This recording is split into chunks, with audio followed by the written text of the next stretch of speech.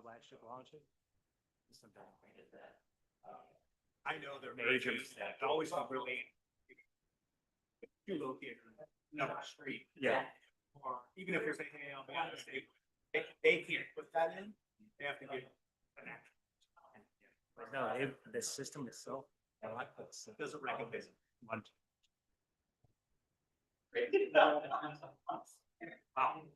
Yeah, I mean, I've been long enough where I've had a few smoke. This was a new thing. Yeah. Yeah.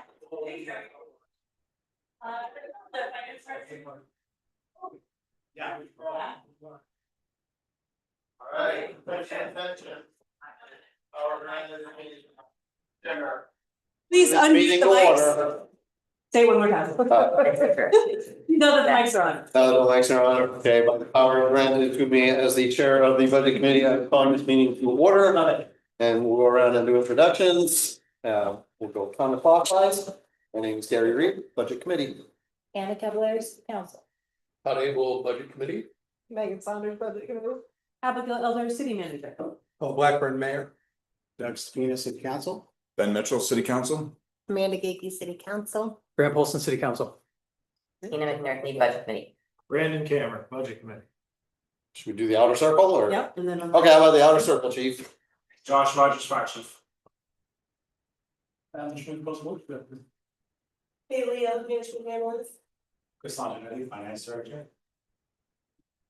Josh Nielsen, Director of Planning Zone.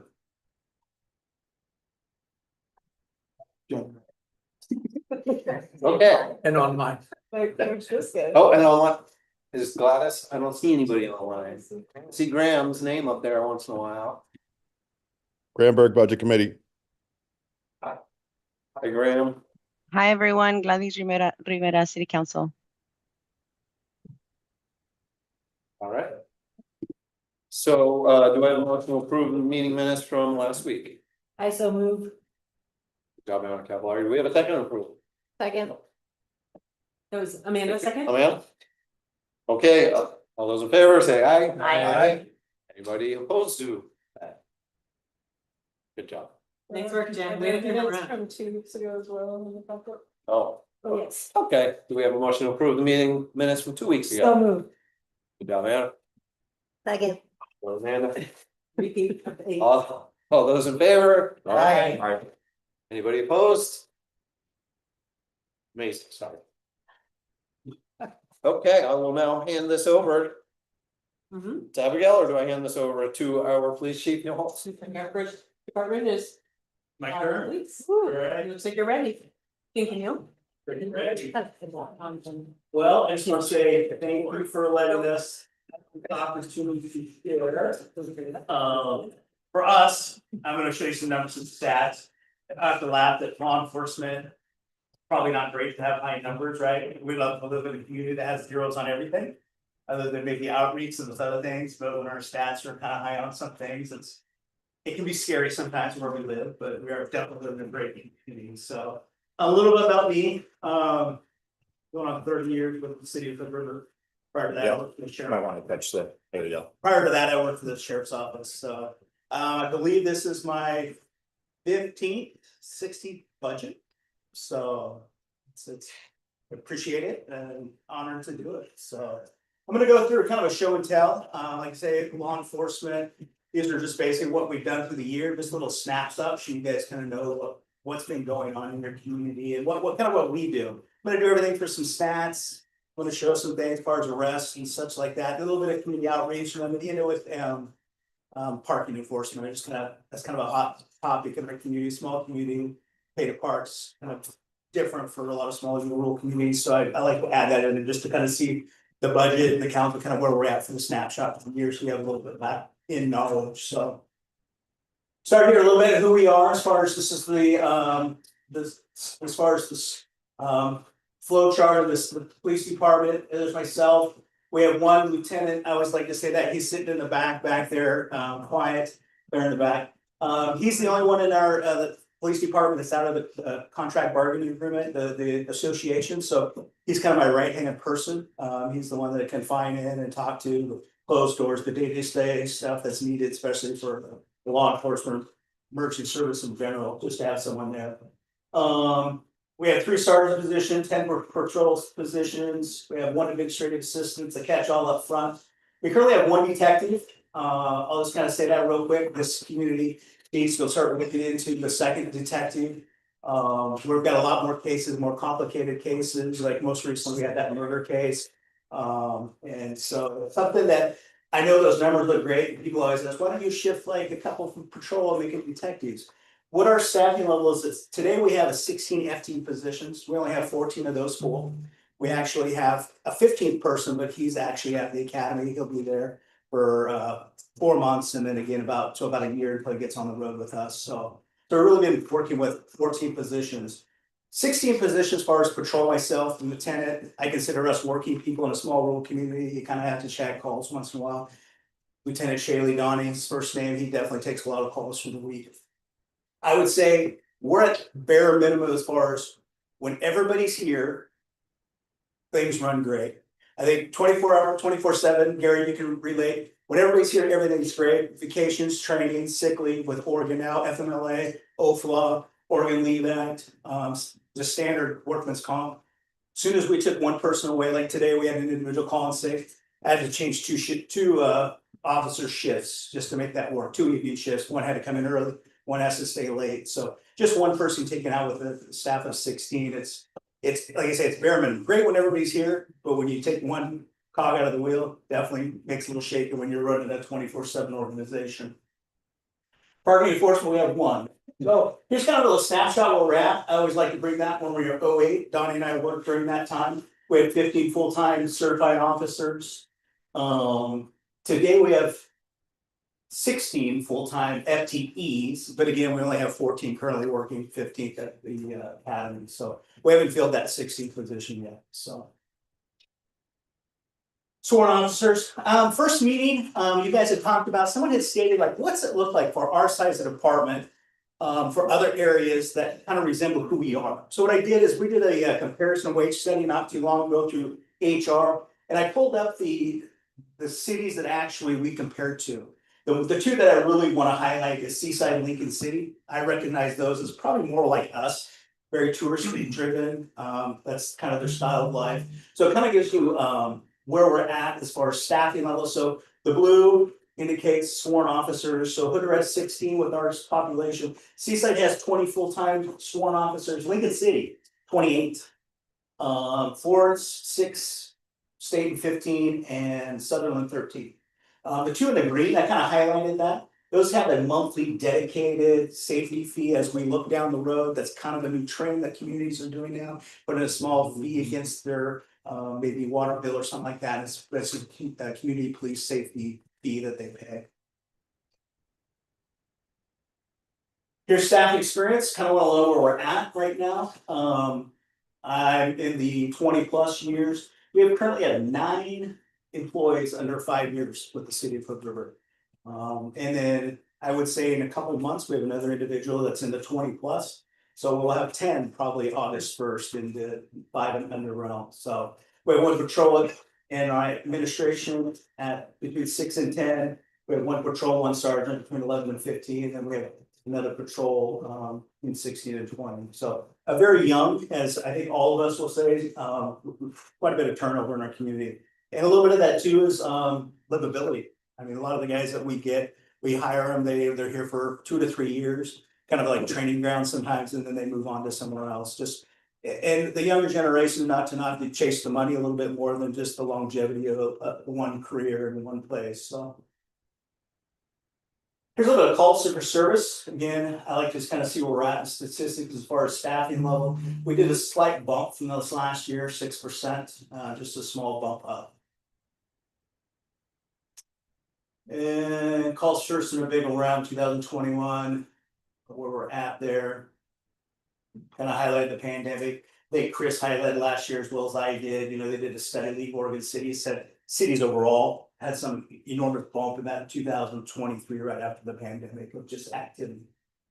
Reports written. I like to put this in here. It's kind of like we can go to 11,000 calls, but really what stems from those calls. I mean, you can go to a fire call, get there, and actually it's a radiator hose blowing and it's not a fire. So this is a lot really explaining what we do. We'll go to calls, but really about 10% of our calls actually this last year generated with report writing or some kind of action taken. It wasn't mediated in person or just verbally taken care of.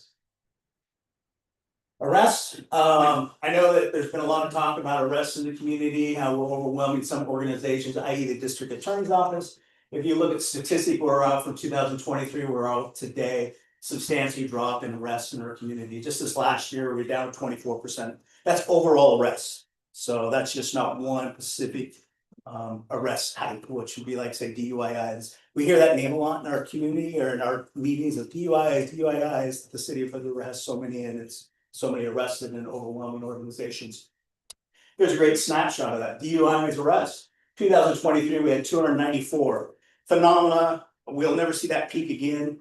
It's just, I think I said last year, the way everything worked, we had some incredible DUI detectors and such like that. That was insane, very well.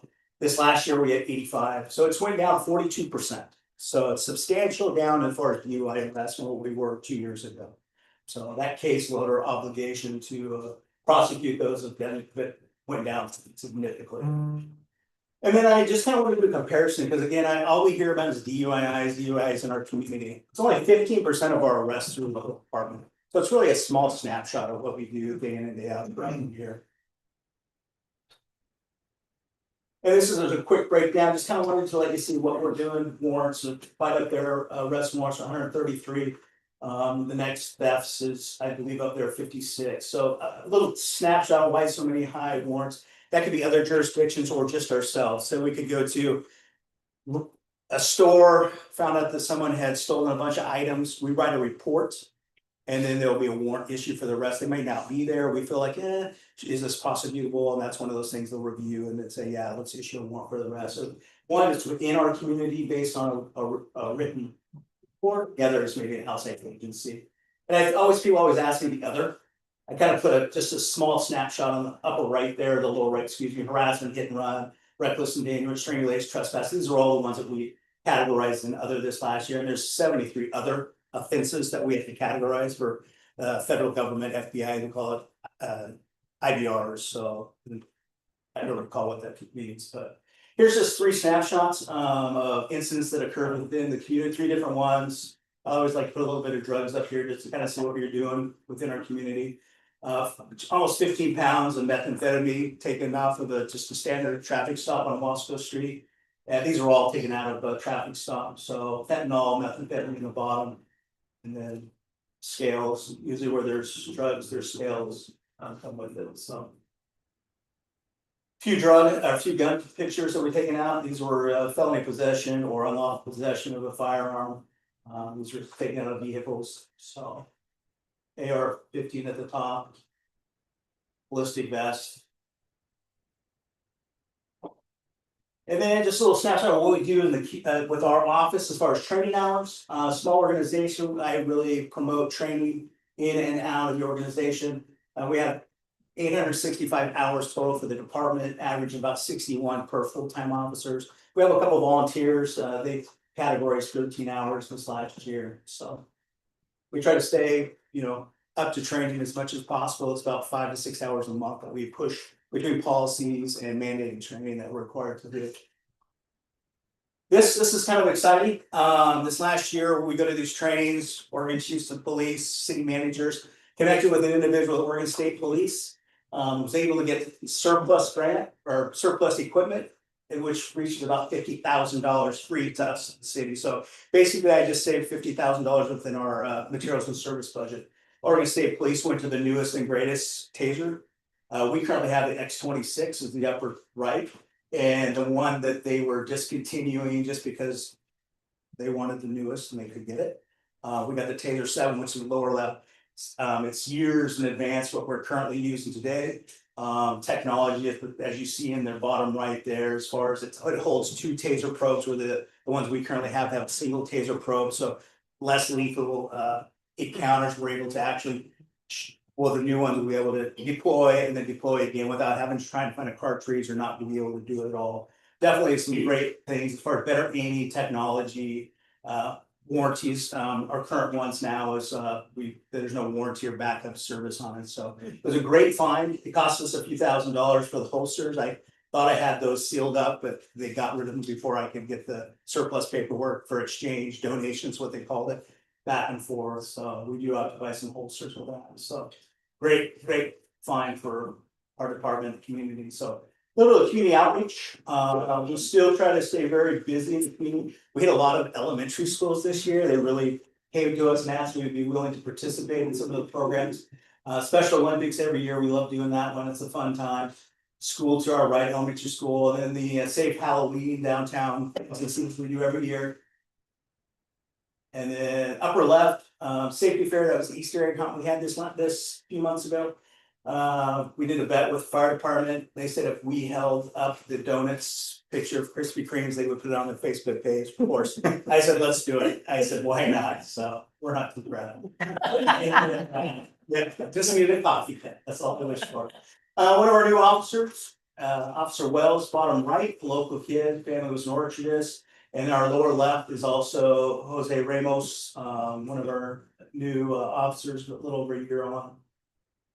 This was a busy day, so it wasn't actually too long ago, you probably heard the ruckus within the community. We had 65 elementary kids pushed through the police department within probably a little over an hour. It was pretty intense. So it was pretty cool, we had a good time, we did everything to walk through the department, show them the equipment, and then there to the left, Officer Ramos, and then Ryan Junt is just gonna show them the police cars and let them go through them and push buttons and such, and then the right is our community service officer, Jen Kendall, who was talking about just how things are processed and what things look like in the police department. This was kind of a cool thing, I know we always look at community engagement, our Facebook page, I thought it's something to pull up differently, because we always talk about it. We have almost 13,000 followers, it's 3 times the city of Hood River's Facebook page, so it's pretty interesting. And then I always thought the far right, when I pulled these stats, 65% of our followers are actually female genders, and you know, for a police department, which is odd, I'm not a gun freak, but you know, it's usually those guys that like wanna, you know, pound the guns and all that kind of stuff, so it's kind of an interesting stat to look at. Code enforcement, so this is parking, I just like to throw that in like I stated. Here's our parking citations for the year, a little bit where we're at. We're up just a slight from 2024 to 2025. That's gonna, I believe, continue to raise as we hired our new parking enforcement at Keenan Salisbury. Got him in August, great young man, if you get the opportunity, he's kind of a quiet guy, loves to read, but if you get the opportunity to meet him, he's a great young man, grew up in the Portland metro area. And he's very fair, but he's one of those individuals I have to say, take a break. He definitely is 8 AM to 5 PM and definitely is driven to do his job well, so he's a great asset to the community, he sticks around. A little bit of the parking, as far as I just broke that down. Upper one, I kind of want to say this one, we have abandoned, disabled, unlicensed. I know you guys passed that ordinance for the 164-hour rule. That's where that citation comes from, those that make a complaint or we see something that needs to move on, that's where that's cited under. So we had about 349 of those this last year. And then our biggest one's always the parking over the limit. That's still up there, even from where you've got the app now, where it lets you know that you're about to expire and you can renew it if you chose to. And that's it, just a quick snapshot, I want to get through it, so you won't have a long night. So any questions on that? The show and tell. Absolutely. So budget, in regards to numbers, I'm gonna go ahead and close this out. Jen, got it. So budget numbers, my budget's pretty sterile, not a lot that happened as far as what requested. The biggest change you're gonna see is those percentages is basically finance chose to, and what I guess required to categorize some of my line items were, or the city overall, between IT, professional services and contract services and such. So outside that, I think the biggest thing that you're gonna see in my budget is fuel. Because we are a organization that drives a lot. I did a last 5-month projection on fuel costs from our organization, and if it stays kind of where it's at, let's cross our fingers, it goes down a little bit. I increased it by $10,000 just because the last 5 months I've been averaging, when I did the 12, divided 12 times by 12, about $41,000. So that was increased due to that purpose. So Where do we fuel?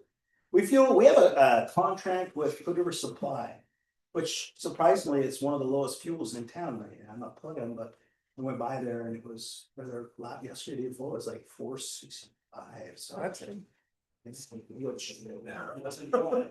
of those things, you're a police officer, you definitely look around with. I don't know what this stuff. You guys have any questions about my budget? I'm glad to answer, or if I can't answer, I'll contact Chris. Go ahead. Probably this question for Chris too, but I mean. How are we going to grapple, I guess, across departments with fuel costs rising? Seems very volatile, 10% might not even be enough. Should we be thinking about contingency, given where things are headed? Well, so the way the general fund runs is we have a collective contingency. So we did increase the overall contingency this year, the general fund. Mostly just because there's just been volatility in pricing generally.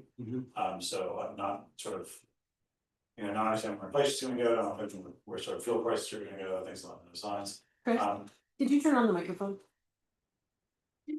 Thank you. And then, I think that you'll see in a couple of the budgets, and this is the same with fuel, there were some questions that I circulated with regards to other line items.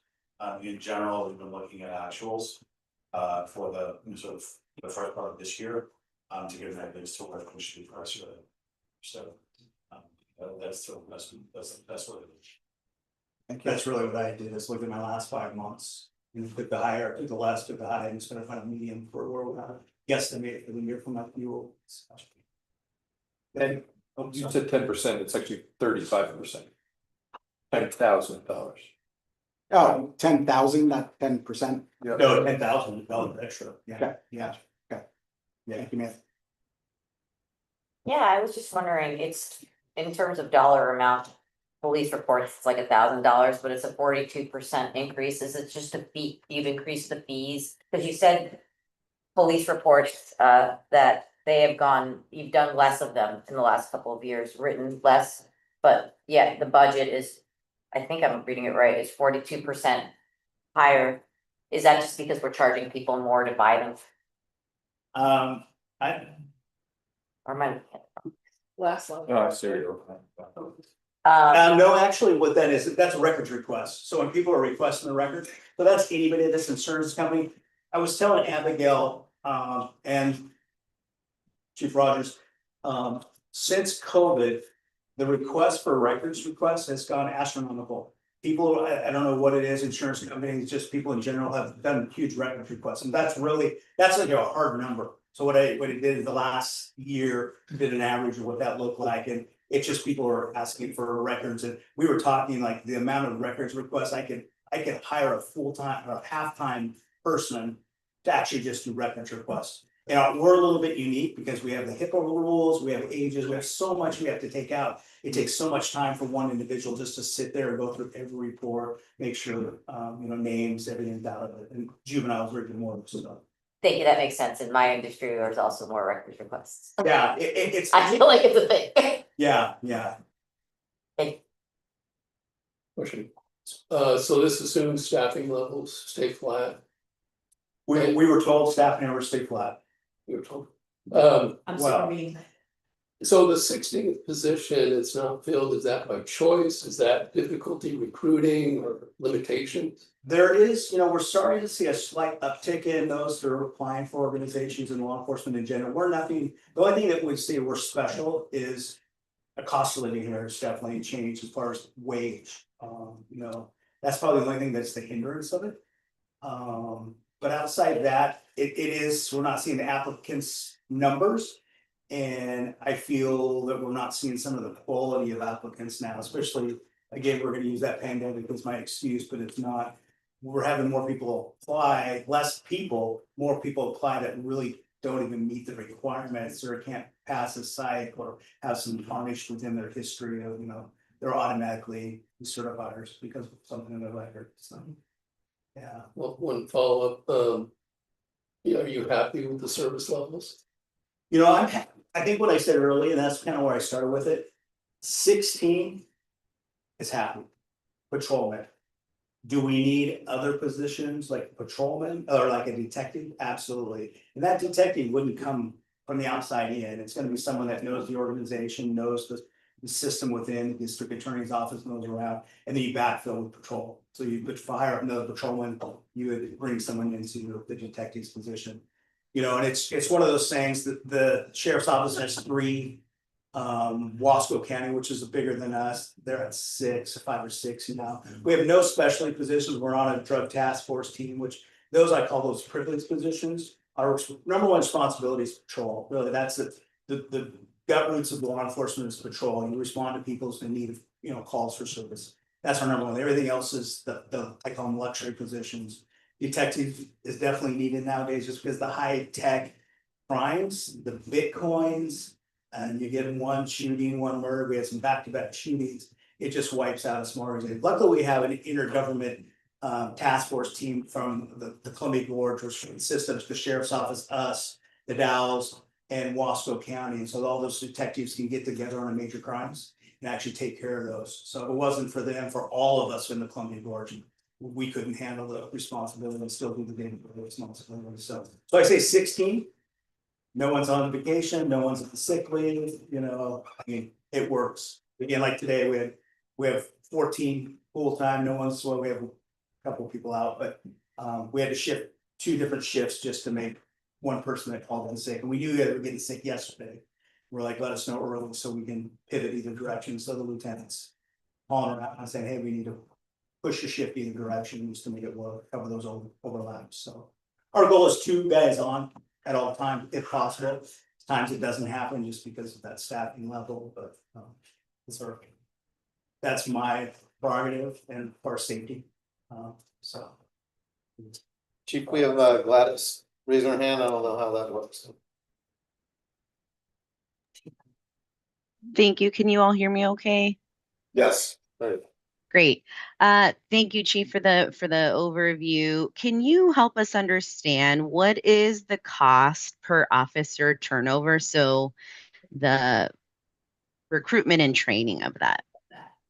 Well, you gotta think, the state of Oregon, you can't even go to the academy until you've been hired by a police department. So as soon as you're hired by a police department, then we actually petition to the DPSST, the police academy, saying, hey, we have a person, we want them in the academy, and then they schedule them to get into a class. So on hire date, they can't even start until they're full-time with us. That's a minimum of 4 months that at the academy, because they take holidays off and they've got these kind of a new system where they might take a week off just to get things caught up within the organization. So minimum of 4 months, paid full-time, all the benefits. And then once they make the academy, we have another 4 to 5 months of field training. So we're looking at almost a year of a wage before they actually fill a full-time position, fill a scheduled position is what I want to say. So they can actually take a shift and alleviate any of that responsibility on other people. So about a year. So I don't know the average law enforcement as far as what per year we are. So it's based on what you get hired in at. You could have some that, you know, maybe at the slightly higher bump in, like Officer Ramos worked for the Public Works, worked for Adam prior to me. He got a slight bump increase just because he was already a city employee. And, you know, he knew the system, knew the whereabouts and what such. Abigail and I worked together on that and say knowledge, in my opinion, brings maybe a step increase based on, you know, the system, you know, the people, so. Thank you. I have 2 more questions for you. So payroll increased by a total of 12%. Do you feel that the wage escalation is working as far as a retention strategy?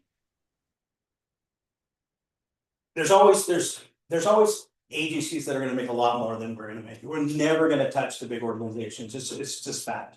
So when someone applies for us, there's one that they come to our organization, they enjoy our organization and they want to stay. Or the other part is we've had them to jump ship they know they can make more money. There for a while, they're throwing bonuses at officers that chose to leave an organization, go to another one. And so for where we're at, everybody always wants to make more money for working, absolutely, right? But I think we're in a pretty fair where we're at.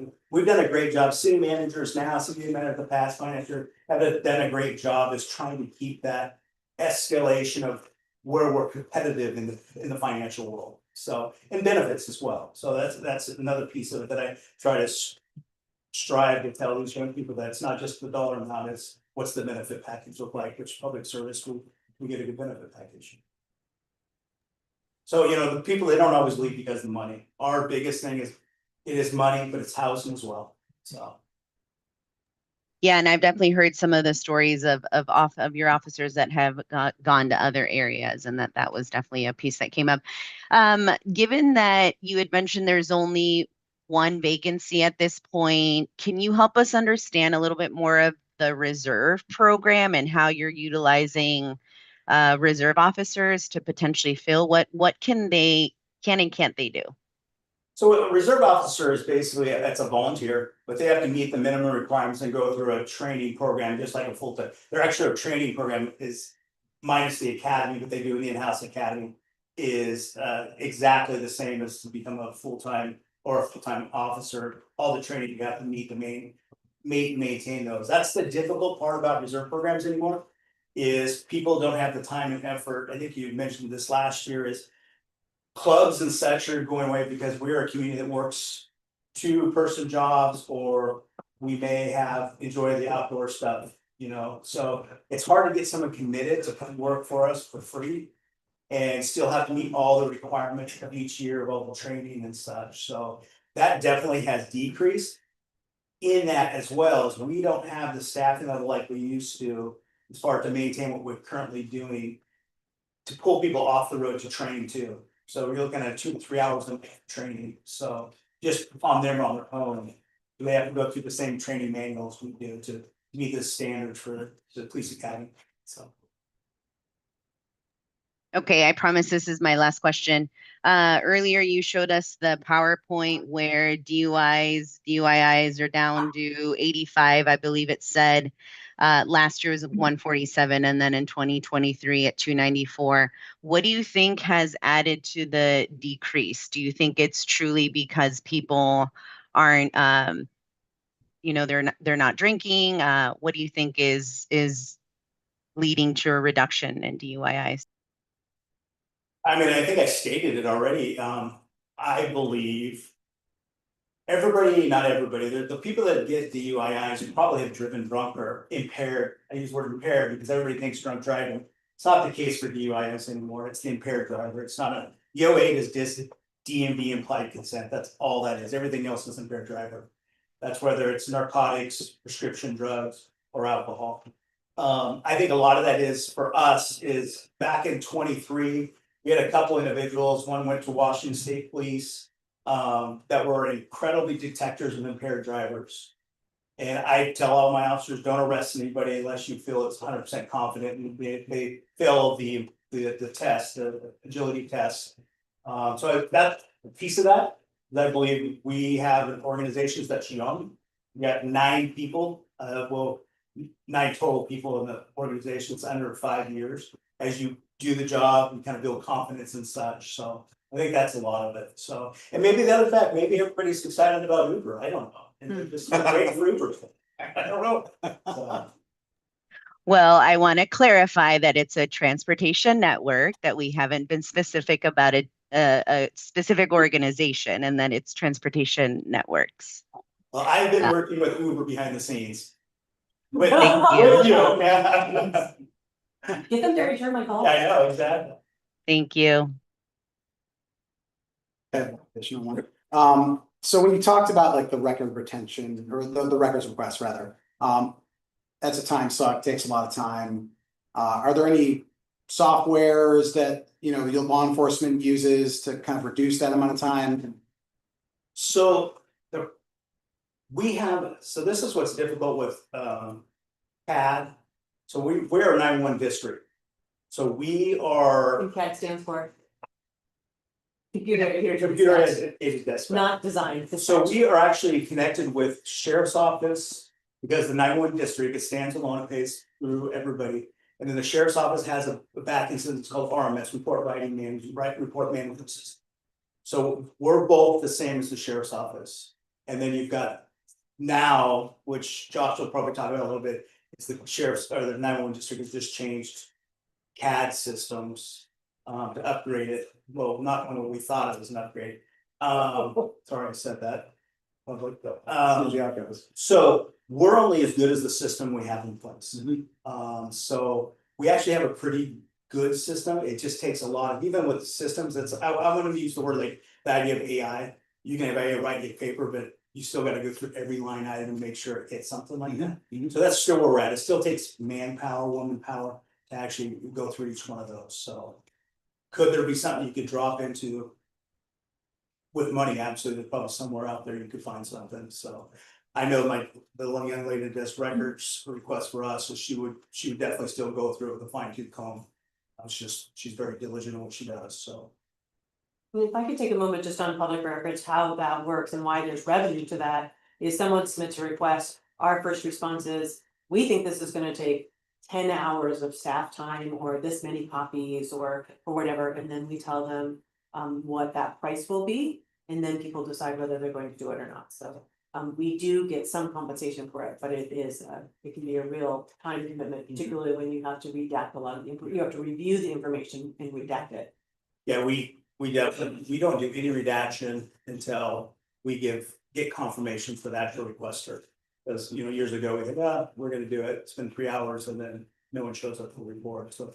Nothing is done until the actual, the recipient says, yes, I wanna pay for this. And again, it's all based on hours, but there's a flat fee. I can't recall what it is in our fee schedule, so the flat fee, and there's an hourly rate after that, and quarter it down into quarter, so. Chief, can I ask a follow-up question? Absolutely. Does record request also include body and dash cam? Yep, footage? that's part of it too. So all of that footage has to be reviewed. Yeah. And then on top of that, body cam footage, dash cam footage is a little bit more cost as far as when someone requests it than it is for a piece of paper. We have to put it on a thumb drive, we have to go through a redaction program as well, so it definitely takes some time. They're a wonderful thing to have, but they definitely, as far as the recovery, the record requested of it, it's definitely a lot of time suck as far as who we can have in and who we can't, so. Right, one incident could have a number of body cams and dash cam footage. That's always the biggest thing, our problems, we could have 3 officers there, 3 body cams, 3 dash cams. So, yeah, plus report. Is that specific to like public records requests, or are you talking about like discovery for? Public That's separate, requests as right? well. Yeah, so the state of Oregon years ago, when DA Rasmussen was the DA several years ago.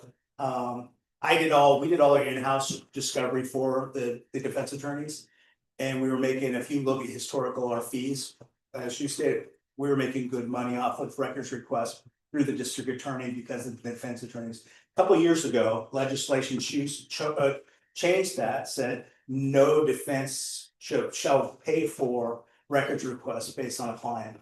So they took that away from me when DA Rasmussen was there, which we gave it away. They took it, they wanted the in-house.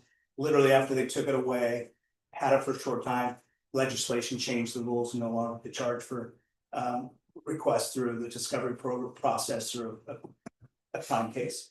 So that's where their money went away. That's the downside of that. So they're not getting compensated based on legislative change, so. I'll say again what I said last year, I do think it's kind of remarkable that, for the past 20 years that you're working with the same level of FTE that you were working with 20 years ago, despite these increased demands and having more people in the community, both visitors and just the residents. Sounds like, like 16 works when it works, but when it doesn't, then it causes some issues. But just had a question about overtime. I don't know if you can answer this, but I know obviously overtime is just the nature of police department in general. Do you have any kind of sense of like how much of that overtime is having to have officers work longer hours because of, you know, a situation where somebody's sick or, you know, whatever, as opposed to like, oh, I have to work overtime to like see this particular, whatever. Traffic stop investigation, whatever, to see it through because of the nature of the Yeah. job. There's very little overtime generated in our organization from that. From, From the piece of, I gotta stay extra, okay, I've gotta finish this. We're very good about the law enforcement world. I don't know about fire, but law enforcement world, they're running the pack. We're more individual on an incident. We know someone's shortly to get off. Next guy goes, hey, I'm not off till 6, you're off at 4. I'll take it, because we know it might drag into overtime. It's kind of a philosophy within the organization, you know. Stiff someone at right when they're like ready to get off. sure, yeah, So we've got a really good working relationship on that aspect. So we don't see a lot of that. We may see some where we arrest them and then gotta take them to Norcor. And then it might carry over like 45 minutes or something like that. That does happen. Mhm. Our biggest overtime, if I had to guess, right now, never used to be this way. We're seeing so much more overtime in the courtroom. So just to go to a court, I have to pay based on contract bargaining and agreement, 4-hour or 3-hour call out, just to go to a court. And things have changed a little bit in the district attorney's office, so we're spending more money or overtime based on most cases, which in our era, we haven't probably seen this as, you know, a lot of our cases now just go to Friday, which is grand jury and the grand jury before anything else. So no matter what, it's 3 hours for an individual to go there. So. Yeah, but we are filling shifts as our caseload or incidents get bigger. As far as I used to try to keep control of that overtime as much as possible. Chris will say that he pushes me to do overtime. I'm like, come on, we can work within the number. You know, he did an escalator last year saying that kind of increased it a little bit because, you know, there's ways to lessen that. But I think we're at a bare minimum as this last year, he seemed just based on all load and the overtime of the reports. So. yeah. Yeah, I was just curious to see how much of it was like coverage and having not enough people, because obviously you get to a potential point where it's like, I know we are trying to obviously be good fiscal stewards, but obviously you get to a point where it's like, well, if you're getting that much overtime, like trying to add another, Yeah. you know. And our guys, they used to years ago, you know, in my era, probably I would say at Shades there, we love to look overtime. Young people nowadays, and us, this is not negative, I think it's very wise. They really like their time away, but they also like a paycheck. Where our era is like, you give me an hour, I'm trying to take 2, you know, it's just because we want to work. I mean, so it's a different philosophy, which is good. But I think mentally they need that separation from any organization. So it's a good thing. So I no longer like, we very seldom ever will do a full 10-hour shift. We're 410, so we're 410 shifts. I'll try to neck it down, but either can I pull in like today, can I pull in the graveyard car a little bit early? Can I have a swing car that might, 6 to 5, work a little bit later? So each side of it takes a little bit of it, so no one is just weighing on one person for an extra 4, 5, 6 hours. So we truly try to mitigate that as far as not one person has to take the loan, so.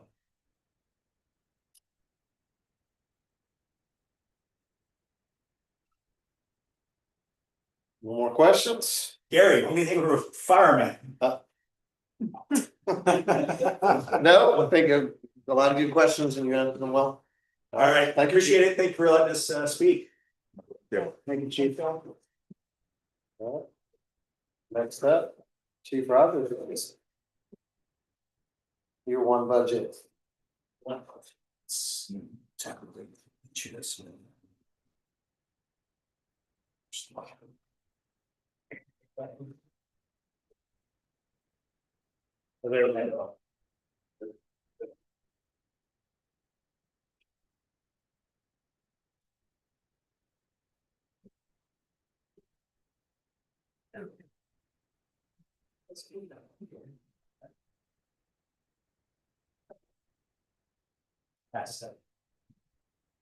All right, Josh Rogers, Fire Chief. This is my first budget. So, and I'm on week 12. So still swimming deep, coming up from fresh air every once in a while. Still learn names. Yeah, so what we're gonna go over is my budget presentation looks a little bit different. like the chief did with his, and what I'm going over is our services, outcomes. Budget for this coming fiscal year and our future challenges. So, still started. And I would have done an updated picture, but our crews don't really like to take pictures. So this is, looks like from the 20s right out front here. 20s or 40s, that's that. Probably, this building is 100, more than 100 years old, so it could easily be the 20s. And that is exactly how many members we have, full-time staff, today. Wow, 16 members. Response members. Which one is this one? Might be easier to use the keyboard arrows, just. There you go. Alright, we're gonna go over services, outcomes, budget items, and future challenges. Our services, alright, so we provide fire and EMS service 24/7, 365. In the ASA, our ambulance service area, we not only do it for the city, but we also have Y East and Parkdale.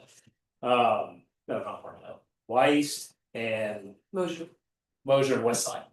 And then Parkdale has one ambulance that's staffed day with one full-time person, one volunteer. And the same with Cascade Locks, one full-time person with one volunteer. So it's not truly staffed 24/7. And then Mosher, we kind of split with Mid-Columbia Fire and Rescue. So that's where we're at with our ASA. We are currently updating the ASA reading. That was done in 2024, getting passed in 2025, and it is being reviewed now. Our call volume has gone up 34% from 17-18 years to 24-25. Again, we have 16 firefighter paramedics known staffing 4 a day, supplemented 1 40-hour firefighter during high peak hours. So, of our 16 firefighter paramedics, right now we have 2 positions open. And then we're also hiring for a 3rd position for a backfill, or not backfill, but what we call it, a advanced hire. Yeah. Advanced hire. Yeah. For upcoming retirements. Interfacility transfers, we're up 61.2%. Hey, can you tell us what an interfacility transfer is? Yes, that's when we go to the local hospital, Providence, and it's based on severity of the patient, and we take interfacility transfers from there to other hospitals, mainly into Portland. They are actually on an interfacility transfer right now to Randall's with a job from Providence Hospital. So we provide that service. We do that from 07:30 to 19:30 at night. We pause it during the evening, give our crews rest. That's something that just was implemented about 2 years ago. That Judanian implemented with Providence Hospital. Has saved our crews a lunch. They commend him lunch for doing that. The only ones we will take at night are priority ones, which are you need to go light and sun sirens. It's a true 911 call emergency. Can I say a couple more comments? Yeah. Just about interfacility transfers, we've really, that's also in partnership with Lifelight, so if possible, someone is transported via Lifelight. But there are a lot of times in this area where they can't go because of weather, or maybe they have staffing issues, so you'll see us on the road a lot. And my other comment would be an interfacility transfer probably takes 5-6 hours. So if we have 4 staff, 2 are going to be out of our area for a good 5 hours as they've taken the trip. They've waited for the patient to be admitted or in the ER, whatever happens, and then come back. So that, I go, gosh, just one a day, but 5 hours a day, we only maybe have 2 firefighter paramedics in our area.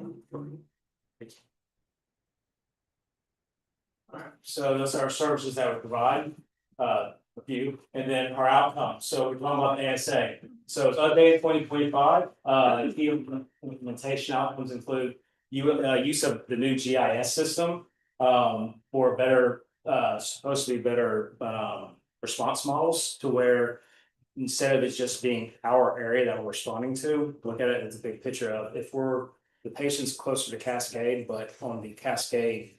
So get my Parkdale. No. West side. West side, thank you. Cascade West side. Cascade could possibly pick that up. So are you trying to use GIS for closest unit available for mapping purposes? This is increased emphasis on QA/QI system improvement. Like I just said, we want to improve the 911 responsibility for performance standards. I establish clear response time and benchmarks, 15 minutes and 19% compliance across service area. So city, we're looking at 10 minutes. All right, we have a timer in our station that's 3 minutes. We have to be out the door within 3 minutes and have patient contact within 10. So what this is saying is our surrounding ASA area, we try to be at that set patient within 15 minutes and 90% of the time. So, and then countywide coordinated EMS system. So with this ASA, this holds everybody within the county to the same standards. It can't say Hood River, you're fully staffed, you have to provide a higher standard, a higher professional service than the other departments. It holds us all accountable to the same standard. So with that, the let's see. The first reading on this was back on April 20th, and there were no issues. The second reading is scheduled for May 18th. And that's at the Hood River County Board of Commissioners. So That's where this action is. This is their ambulance service plan and they give us. they are contracting with us to provide Provide service. service. Yeah, so what we have to provide as a city is fire response. The county allows us to do transportations. And a big part of this is that this gives us right of first refusal to take those calls. And this is important from a budget point of view because we charge people for the, or their insurance for transport. So if we can't take that call, then another agency, can be called out for that, but those represent revenue for us. I think, I have you guys get into it, but I guess in the cost of time away from our city or our residents and however many hours to the revenue we're getting, like there has been an analysis that it is worth it to be serving this larger area for us. Good question. I believe that, and Sorry, there's something on for you. it's like, there's another way of life, knowledge here, but I do believe when Chief Damian came, he did that analysis and really looked at, I think the county and the city were at that time kind of casual about the ASA. I think he did that analysis, saw the importance of that revenue and the importance of that right of first refusal, and really kind of held the county and other agencies to the plan. And I think that was, and I think a lot of that was generated through or motivated by revenue. Okay. Thank you.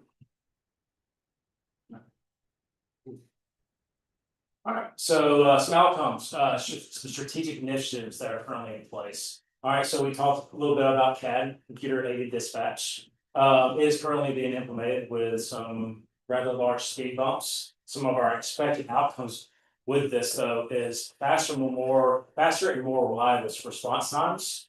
Not just city and county wide, better resource deployment. So with the CAD update, this county is now going to what's called a box assignments instead of individual resources, and we decide what apparatus is coming.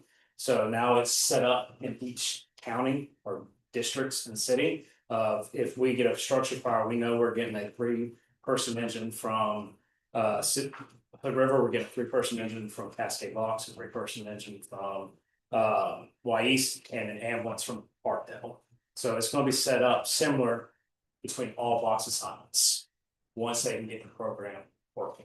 So our incident commander knows exactly what's coming, how many people on what apparatus for our 2 in, 2 out requirements for an FBA.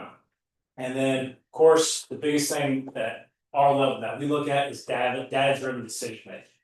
So with the data-driven decision making, this is going to give us the ability, we're supposed to give us the ability to pull and run numbers of, okay, we can say we're busiest between this time and this time. Right now, it's all human errors. We have to go and hand count calls. ambulance, unit hour utilization, that's not through this, that'll be next year, but, we want that as an ambulance, we want that to be around 30%. And hard numbers, of what I'm looking at, because we have to hand count everything, we're around 62%. With our training, with our downtime that is required, so, we're on the higher side, but not the highest side. And a lot of that's due is the interfacility transfers, because we're gone for 5 hours a day. So, but that's part of the decision, the data driven decision making. Another one is our lexical policies and procedures. So police departments had this on their side for a while. It's for public safety. We've implemented this, are going to implement this, myself and Sandy are working assignments behind the scenes with lexical themselves. This is strictly policies and procedures for fire and EMS response only. This is not a do outside of fire and EMS. With this system, they automatically update all state and national regulations for us. So all we have to do is log in, they'll send us a notification, okay, here's the new standard that the state's going by, here's what we have to follow. We read through it, make sure it matches what we need to match, and we accept it and acknowledge it. Everybody has to acknowledge it, and they have 15 days to do it, that way it holds everybody accountable. And it reduces organizational legal risk. So right now, if you pull up our current ones, they're outdated, like most departments our size. They are very outdated. This is a great program, and it's at minimum cost. And then ISO, our insurance service office, we will be meeting with them May 21st, I believe it is, for a couple hours, and we're up for a new rating. Our rating right now is 3, and it's a rating from 1 to 10. 3 is actually pretty good. There's no 1s in the state, and there are only like 3 2s in the state, and that's Clackamas, Portland, and TBF North. So hopefully we maintain at 3. 2 would be great, but there's a lot of data points that drive this, and we'll go over those. Rated based on fire department capabilities, staffing, training, resource deployments, some additional stuff, like a community risk reduction plan. I haven't got on talking about this. Love to do one of those, but we have to have that data to show what our biggest calls are, what calls are we responding to the most. But right now, when we get a dispatch to a call, it's either turned out as a medical or fire. It doesn't break it down off of that. So it's going to start treating off that, so we can make those decisions and come up with a community risk reduction plan. Because that's 5 points. So the water supply system, hydrant flow and reliability, and big shout out Public Works with the GIS mapping system. That thing looks great, because when they come, they're going to pull it up, they're going to pick certain hydrants, and they're going to say, okay, this one never fell, it's going to be okay, it fell this time, it was placed here, what's the static residual pressure of this? What's good about the city is we have great pressure. A lot of cities do not have good pressure. We actually have the back pressure, and that's big time on the waterfront. Our larger buildings, those are going to take huge aspects of how our ISO looks. And then our emergency communication dispatch. So hopefully it's up and operating at 100%, because that will be part of the checkoff too. Our expected outcomes are lower insurance costs for commercial and residential. It's anywhere from 5 to 30% of your premiums. So what this does is help reduce fire loss risk, not just to you, but to us also.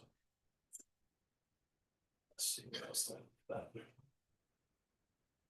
And how often does that rating occur? Is it every 10 years? 17 years. So they're a little backdate. They're actually coming out and doing all of Hood River, the whole county. So we're number 2 on their stop. And David, the gentleman that's doing this for us, is actually being kind enough to do another pre-survey meeting. Since winter's already gone. They haven't previewed as to whether our rating might increase or decrease, given us hands on that. Okay. The numbers look good. Our numbers are better than they were last time. And a lot of it's due to also with not just our water supply, but our training records. It'll be hard to pull, but we're required to do 220 hours a year for training on just fire alone. So this will take Scott a lot of time to pull that data, but I think we're looking decent. I'm not saying 100%, but Yeah. we're looking decent. You've heard about what happened, I'm sure could explain what's happened in other communities that have had their ISO ratings go up. Yeah, not good. You could share with everyone what happened in those communities. More of backlash, more of why do we have this service come in, why do we have the insurance come in? And I think, are you referring to insurance, like insurance companies choosing not to market? oh, not okay, no, I have not heard. I don't know that has happened as a direct result of ISO ratings or kind of some of the history and risk beyond just the ISO piece. But definitely that is a concern on the West Coast. There are communities, particularly in California, that have struggled to find insurance companies. Playing catch up. Yeah. Thank you. I will say, I think the last couple of years, we have been pretty focused on what do we need to do to be ready for when ISO folks came to town, so. I'm really hopeful, and 3 years ago, we came to you and asked, just accept a grant that allowed us to add that's when we added a 40-hour position that crossing, it's daytime, which is when we have those calls, and that crosses across all of the shifts. And so adding that staff, the work that Public Works has done to demonstrate that our hydrants are being maintained. Better record keeping with training, all of those pieces have been in service to. This feels like the final exam of like the last couple of years of studying, so very excited to see what happens. Doing a lot of catch up. Alright, so. Chief, I have a quick question. Yes. I'll start, I'm no ISO expert, so don't think that, but like, do you think it's feasible for us to increase our ISO rating and go to 2 or lower it, but make it better? Oh, absolutely, staffing. Biggest thing, staffing. Okay, And the minimum staffing standards. staffing is the main thing. No, Okay, the other one was like the CAD system and this whole update with all of that, was that just reflected in past budgetary expense? Like it's already been paid for, like, and it's just been approved? As Chief Wiltsey said, 911 is a county-wide system, it has its own, it's not a city system. Okay, It actually has its own tax. It's a district, so it's paid. right, so this is just the benefit of all of that. We're and that's just on our subscribed. tax Application, okay, cool, thank you. Alright, so the grants that we currently have in file, so OSF Wildland Staffing Grant. We were OSFM is, Oregon State Fire Marshal's Office, we were awarded the I'm the 35. acronym police. I'm the acronym police, it's called me. So we were awarded the 35,000 again this year, so the previous 4 out of 5 years, the city was awarded this grant. Did a little bit more research today. The grant funding runs out next fiscal year. So we do not know if it's going to be around after this year. What we're looking at doing is hiring 2 seasonal positions, working offset one another, sometimes together, depending on red flag days. And have them intertwine with our crews. And what we're looking at is daytime hours, probably 9 to 6 every day. And then the OSFM, or State Fire Marshal's Fire Capacity Grant. This is the 10-hour a day person that we have working. It runs, the funds run out December of this year. And they're eating up, they're gone. I reached back out to Michelle, the grant coordinator, and this is not something that they're looking at doing it in the near future. They're looking at maintaining what they're currently staffing throughout all the counties right now, and then they're looking at how much it's going to cost to keep the rigs and equipment they gave everybody this past couple of years. They're all coming up due for maintenance. So how are they going to keep those rigs in service? Okay, I'm gonna go quick note on my capacity grant. So when this was awarded in 2023, it was a lump sum grant. So it wasn't metered over each individual fiscal year. So the current budget doesn't include any specific sums that are associated with this grant. This was actually recognized in previous fiscal years. So when you make the grant goes away, it does expire, but it wouldn't be it would not sort of reflect from the budget they were looking at in this budget. And to that point, is that employee gonna be staying on? Okay. Chief, you also have a question from Gladys up there, I wanted to float forever. You're Gladys. You're muted. Chris, you might have answered it, but I didn't really, I didn't hear you. The capacity grant, after that's over, it sounds like that individual will be retained. Is that what I just heard Megan say? That's correct. Right, so that grant was structured so I could get paid 100% of the employee's costs, 75%, 50%, and then on year 4, the city assumes the total cost of that. So we knew that going into it. Yeah.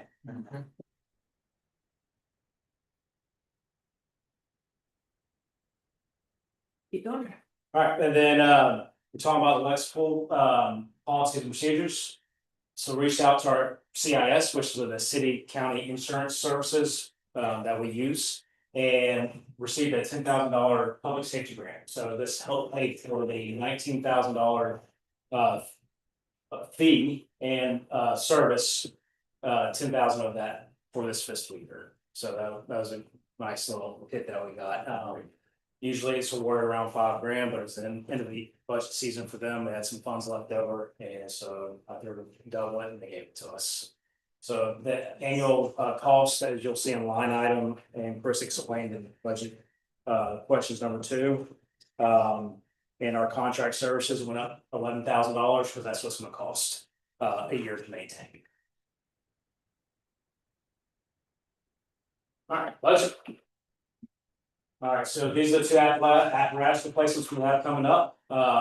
One ambulance. This ambulance was supposed to be replaced last year after extended already a year, but there was a hiccup in funds. What was thought to be enough to buy a new ambulance is enough to remount the ambulance. We don't have a chassis, or we don't have a box to put on the chassis at this time, so we need to back it up a little more so we have the appropriate funds to buy the ambulance.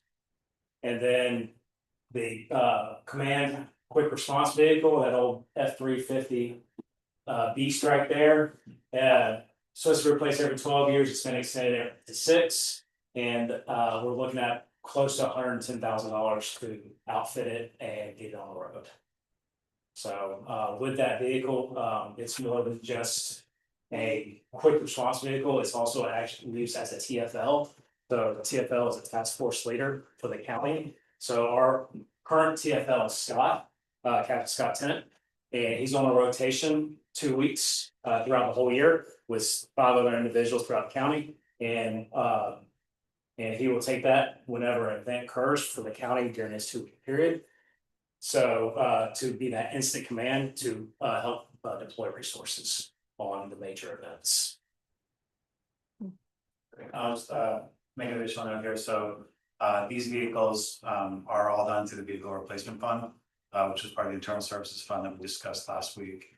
So you won't see these purchases in the fire department budget, you'll see them in the vehicle fund. As far as individual purchases, what you will see in the budget is a vehicle charge, which is a reserve charge that the fire department pays on an annual basis that goes towards vehicle. So all of these purchases, these are prorated, collected, and then charged back to individually. I'm just curious, like when we replace these, are we able to sell these and get any money back for them or? We'll be see that. We have a couple of departments interested in both the roads right now. Okay, So and then that, both departments. does that go into like next year's budget or is that this year's? Yeah, so that all goes, you'll see in the vehicle replacement fund, there are sales of surplus vehicles. And there's just estimates as far as what they're sold for. And those the funds received on those vehicles go to the vehicle fund.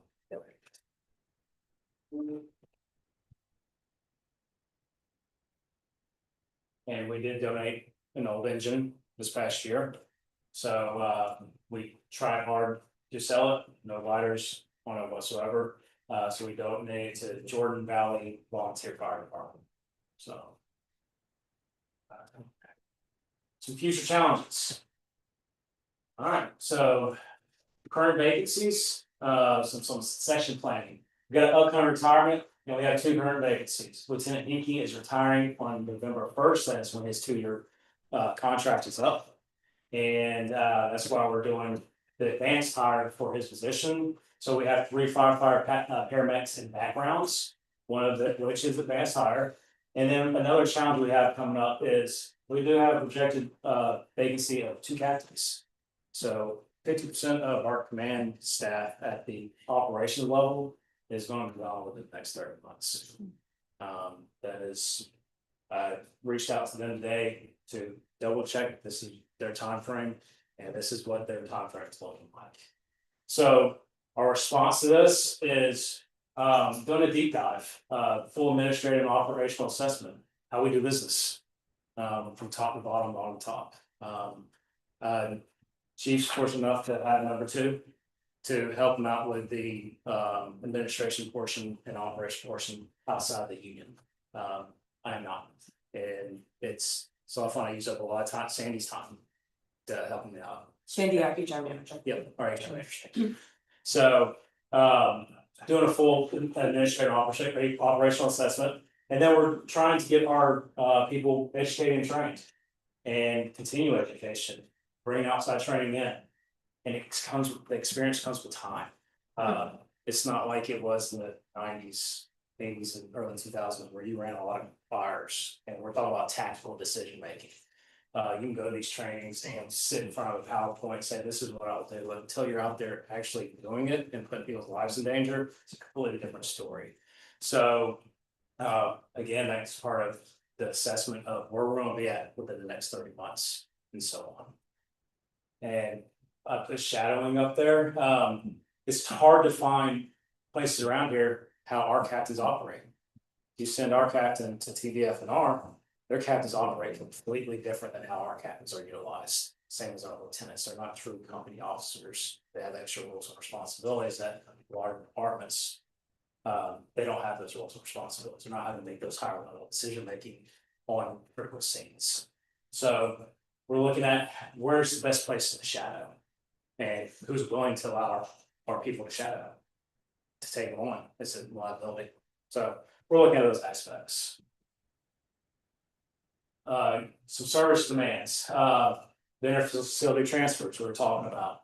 Average 1.1 a day. Each transfer takes approximately 4.6 hours. So we're looking at 2 firefighter paramedics out of the city for 5 hours a day.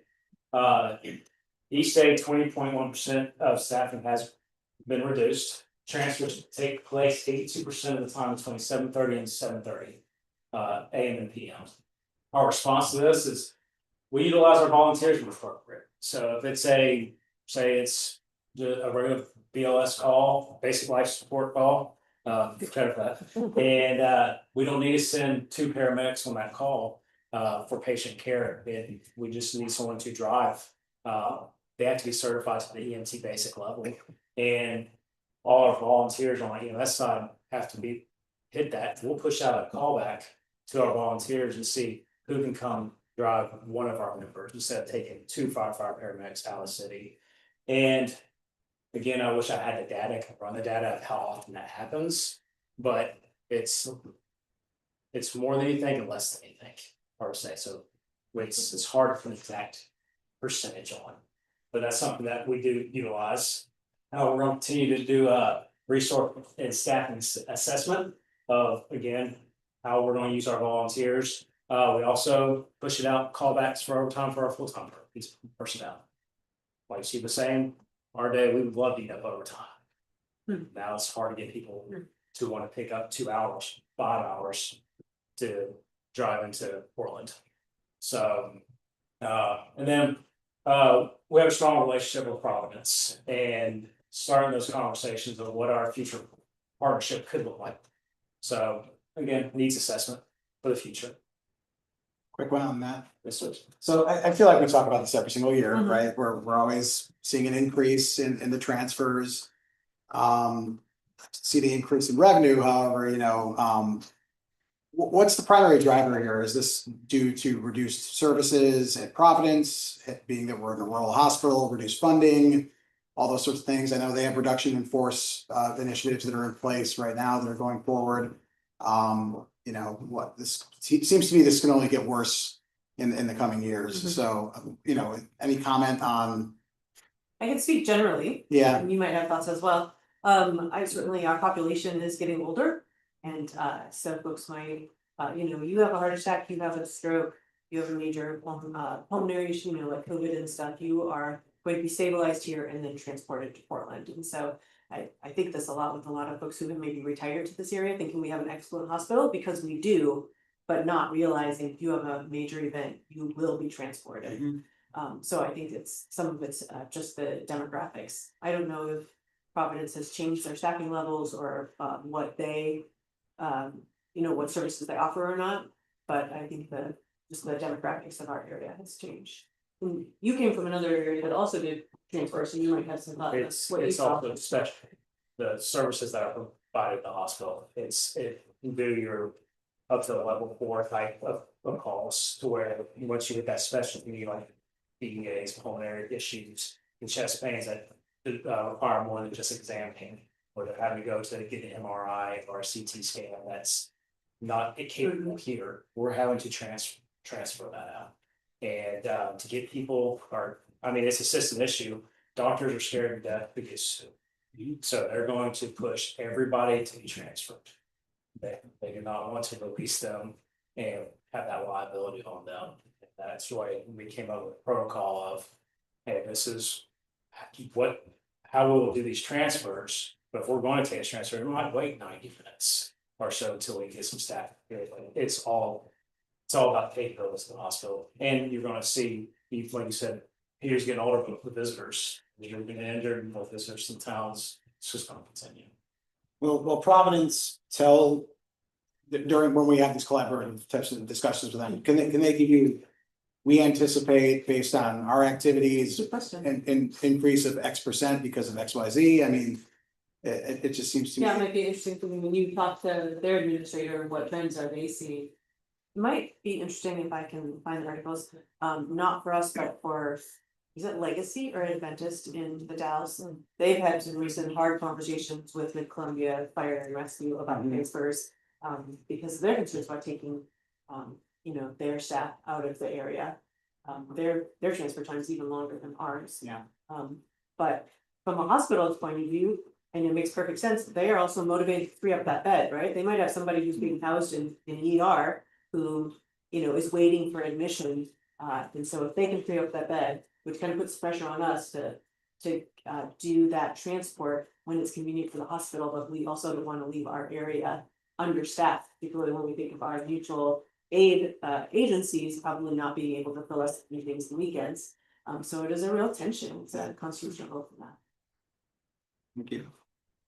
This is just probably a crazy idea, but is there any possibility of like, instead of us sending 2 paramedics on a transfer, like can we have a paramedic and then a staff person from the hospital, like a medical professional, like? That's the conversation we start at. Okay. The problem is, it's something that they bring into Salem, is we had the hospital hire somebody and worked in conjunction with us. Yeah. But that conversation is just now starting with the hospital. I'm sure it's a big, huge thing. It's huge. When we have a critical care person, like truly critical care that, you know, maybe the ventilator or whatever, you know, there's a particular issue, a life flight nurse, a life flight professional goes in our ambulance with us. So that's if we get extra staff, that's what it comes from, not from the hospital. If they And can't worse. do the flight. Right. And we're still sending 2 people out. Yeah, we're still with sending that 2 and person. then supplemented. And we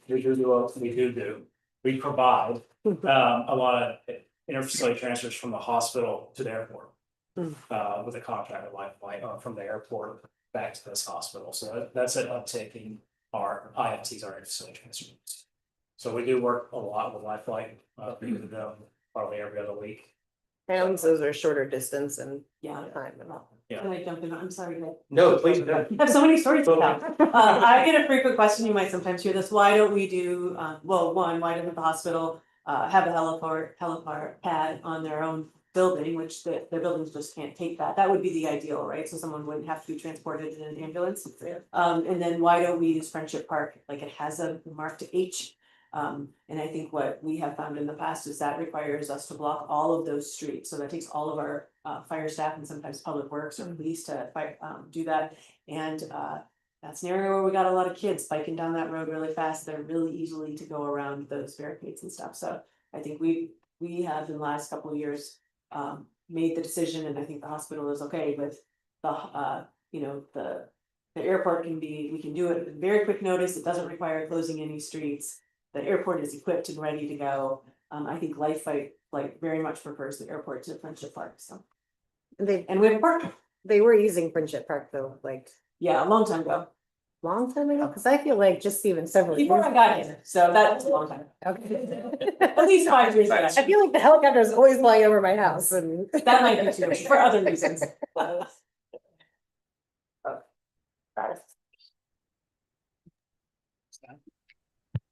Me? Yeah. Okay, sorry. Just wanted to jump in on this conversation here with the interfacility transfers. You know, we know that the population of those that are aging here in the gorge is between 18%, 18 to 20%. So I imagine that there will be future need for transfers, given that Abigail mentioned this is a lower acuity hospital compared to some of the specialty care that you'll receive in the Portland area. The other question that I was wondering as you continue to have these discussions is we know that potentially up to a third of our population is going to lose their Medicaid funding or could potentially lose their Medicaid funding, and how those conversations or how that factor is being contributed to the conversations, given that we know folks may be coming off Medicaid as well, which is part of what pays for individuals' ambulance fees. Great question. I don't know that I have an answer. I mean, certainly, I assume you're talking because of redetermination, process that they have to go through. Yeah. So that's with Medicaid, some new rules are being put in place that you have to recertify your eligibility every year or on a much more frequent basis. And the fear being like someone changed addresses and they don't get the letter and now they completely lost coverage. So I mean, I think we already have there's a process in place for people who don't have insurance. I don't know the details of that, but we can look into it. Definitely get back to you. You know, I do recall that with Chief Leonard that bringing the Health Council into this conversation as well, given that the Pacific Source is the insurance company for those individuals, and how are they contributing to those potential costs for their patients. Thank you, Counselor made a note to try to follow up.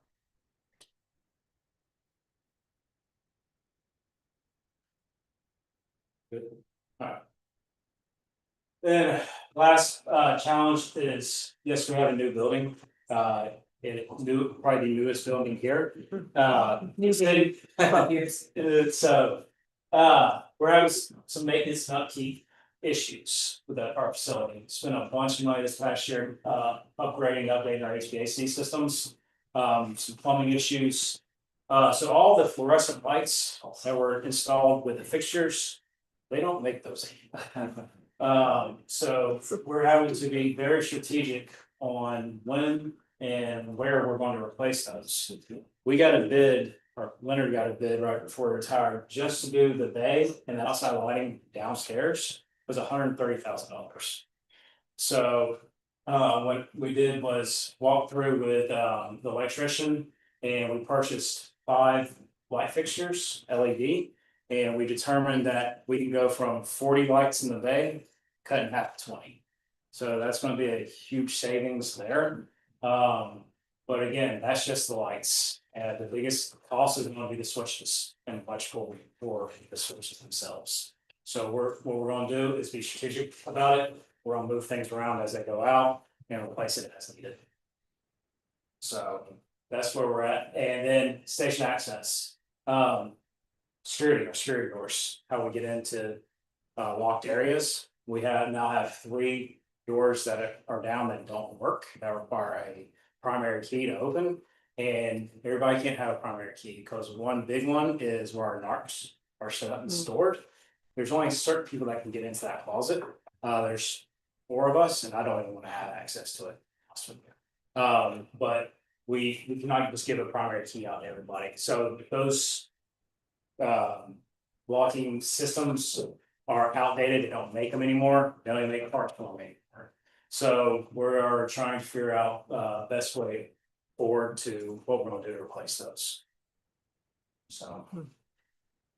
And that's where I'm at. Any questions about the power plants? Hi, I have a question about the fire marshal fees. I saw that there was quite a significant drop in the those fees. I understood that the fire marshal, some people would have them come out and do inspections. Can you tell me more about what they do and why their fees drop so much? So, excuse me, and Dustin may assist on this if I miscategorize it. So the fire marshal fees are actually related to the services that the fire is doing for building inspections. Oh, So probably walkthroughs and whatnot. As Dustin will touch on, you'll see in planning, you'll see in building, we're just seeing lower development volume. And so the fire marshal fees are reduced just as a response to lower development.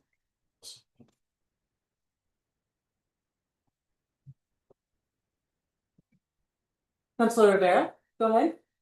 Thank you. So for the medical transfer reimbursements, at one point it was 175, and then there was a drop, significant drop to 145, and now there's a 3% increase to $150,000.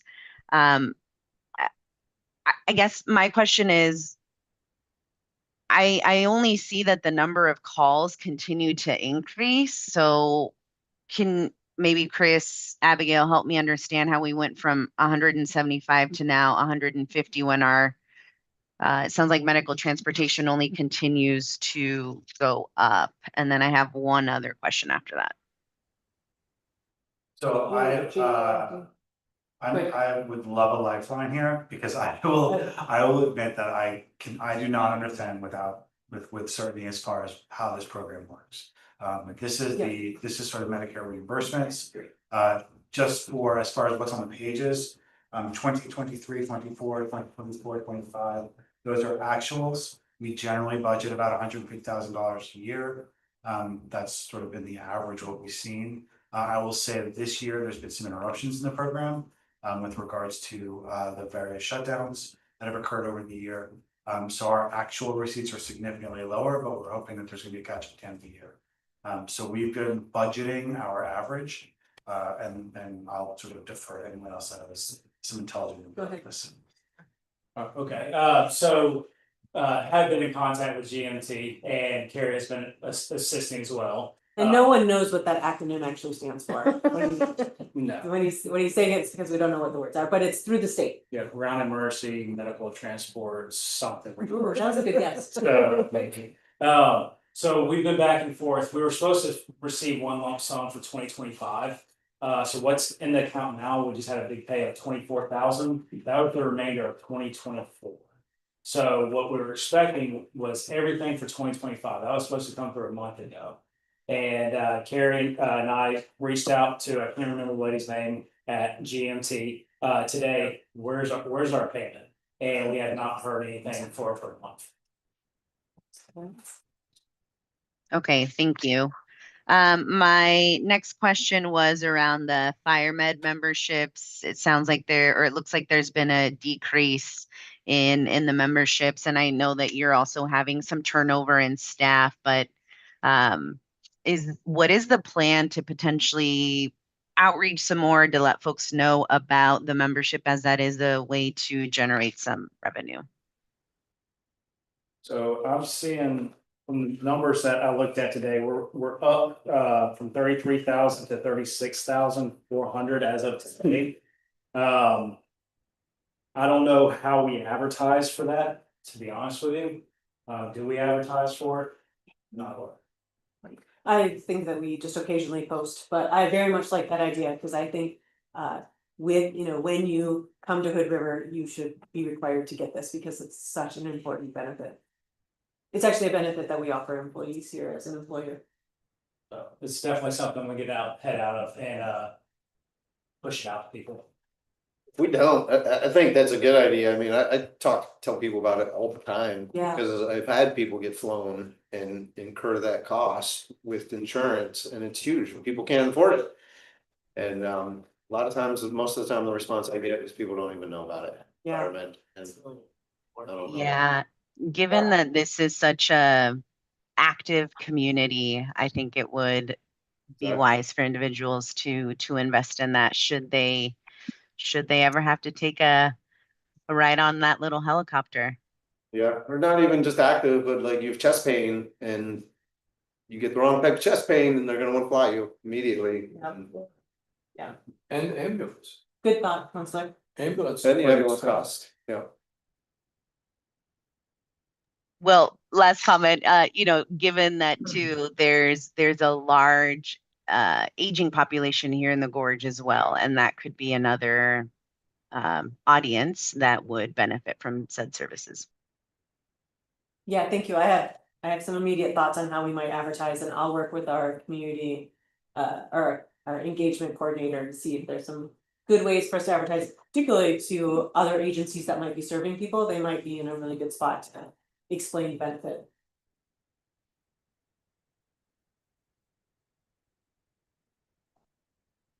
Great. Awesome. Thank you, Chief. I Thank need you. it. Hey. Yeah. It's been a little bit. Sorry, still a little bit. All right. Do you want to keep going? You want to take a quick break? No, this is. Take a quick break. I just thought it was going to be like, I think keep going. sounds good. Anybody wanna make a motion to make a quick break or? That's up to you. Yeah, thumbs up. Push or through, That's up to you. Keep going. push through. Feel free to help when there's more snacks in the back. We got 5 slides. Oh, nice. I like your style.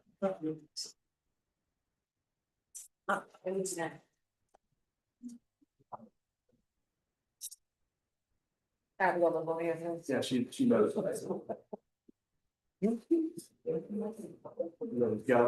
You all ready? Yeah, emotionally ready. Thank you. My name is Justin Nielsen, I'm Director of Planning and Zoning.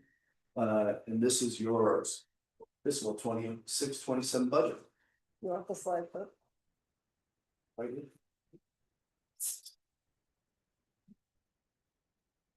We share it. Jen, do you want me to share this? Yeah.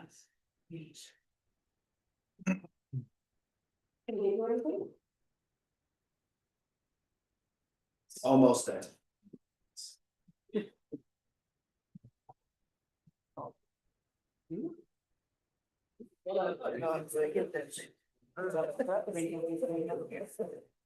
Here we go. Always. Old school maps, thank you. Just a quick rundown of what we do, why we're here. The planning department's role is to administer the city's comp plan primarily through the implementation of subdivision and zoning ordinance. The 3.3 FTE that make up this staff really serve as the lead in your transportation planning policies. Many of our affordable housing strategies in your subdivision commercial development reviews, annexation, short-term rental program representatives to the household hazardous and recycling program on behalf of the city and county. We work with the DEQ. We're responsible for your total maximum daily load, TMDL, as we'd like to call it, for temperature for the Indian Creek, which is a water quality issue. We work on your parking policies. Staff your landmarks review board, representative LOC. I'm a member of the Oregon Planning Association board. We serve on local technical advisory boards, do outreach in Salem to our local legislators on policy analysis. I work on TGN projects. I'm a part of the Goal 1 analysis for Representative Trans out of Portland to work on the comprehensive plan. We work through LOC. Various other things. So you'll find us in Salem, you'll find us in Portland, you'll find us here doing work. And since 2023, we have been joined and the building has been brought under us previously under Public Works Department. For I believe it was 13 years. Building is responsible for your structural mechanical aspect, they have about 2.7 FTE. And are part of our team, That's when you use two acronyms, LOC League of Oregon Cities, and TGM. Transportation Growth Management. It's So, a grant program through the Oregon Department of Transportation. oh, I almost did it. So. MBA. No big deal. So total, both departments have 6 full-time equivalent. We are staffed at 5 right now. 40% of us are here in this room with Kevin Liberty, who has been here for, have you been here for 19 years? 19 years with the city. Quick work plan update, city work plan, you're gonna see a couple projects on here. That are on our work plan for the 2 years. Those in yellow are have some aspects that are not only staff driven, but they have budgetary, impacts on your professional services, which you'll see in your line item. Development code update, which is a match through DLCD funds, Department of Land Conservation Development. They issued us a grant that will help us update our code to meet some of the state land use requirements, work on clarity, and really do some much needed updates. Your code is really, it's been updated over time, but a lot of the bones from 1958 still exist and the world has changed since then. So time for an update. Also, your floodplain risk map update, this is required for us to stay a part of the flood insurance program. And that is a joint partnership with FEMA, who periodically come and go over the past 10 years. I think they still exist, but we haven't heard from them lately. But that is an ongoing project we hope to land within this year. Significant projects, development process review. This is working on an IGA with the county, who's one of our service providers. Agreement. Operate some standard operating procedures or SOPs, if you will. And working with engineering on a third-party study, Jensen Strategies to look at and do an audit of our development plan. On here's mobile home park preservation strategy. Chris Longinetti and I have done some work on this with some subject matter experts out of Cornelison, Washington County, and private sector. This is also rolled into the next project, the Historic Columbia River Highway and West Cascade Integrated Land Use and Transportation Plan, because that's actually where both your incorporated mobile homes are. This is a project also funded through the Transportation and Growth Management project through ODOT, this one through ODOT, the Oregon Department of Transportation, to look at and redevelop and reimagine West Cascade Avenue, West Cliff Drive, the historic Columbia River Highway, which will soon receive maybe some bike traffic. It is also the only east-west arterial street within the city. It is also the really arterial spine of your newest urban renewal area and your western commercial corridor. So it has some influence on the future of your life. Part of the goal is to really establish the west side as a entrance to the city from exit 62. We work with DEQ, the Department of Environmental Quality, on a climate pollution space edition housing. We're one of the 3 cities within this state. We have $3 million of grant funds to give to developers of small housing units that are generally affordable, between 80 and 120% median income that are under 1,200 square feet. So we have money to give for people who are willing to build some modest size, modest house housing. And then programmed within your professional services line item here is the downtown parking study. This is an update from the 2019 study, looking at some of the effectiveness of the strategies that were employed since then, covering things such as fee and lieu, and the 47 strategies that you adopted, usage rates. And really, it's a periodic update. Yeah, the use of apps, and technology. Budget breakdown, planning, $740,000. again, my favorite stat, we represent, although we get a lot of airtime, we're about 5% of your general fund budget. 72% of that is staff, 21% is for professional services, 6% is the admin fee, IT, legal services, lights, toilet paper, doors, parking, all the things that go into make this operation. That represents about 99% of that budget, mathematically speaking. Building department takes about 1.5% of the general fund in a subsidy. That is its own restricted standalone fund. All the money in and the money out are restricted to those operations. Of the $550,000 in expenditures, about 75 or 72% of that is staff, 18% goes to professional services, our third party inspectors and plan reviewers, and 9% of that is our admin allocation, again, lights, IT, printers, computers, cell phone, and that also represents about 99% of that budget. Dustin, may I ask you a question? Yeah. When I look at revenue, item expenditures, doesn't include building, a big part of what building collects has to go straight to the state, so that doesn't hit your budget, it goes to the state first before it gets the budget lines. It's rolled in there, it is included, as a part of our building fees, the state has a mandatory budget surcharge. That goes to things that the state does. One of them is actually Acela, which is our project management system. We pay, for everyone who pays, it's a cut of your building fee goes to the state, so. Crosses our desk and goes right to sale.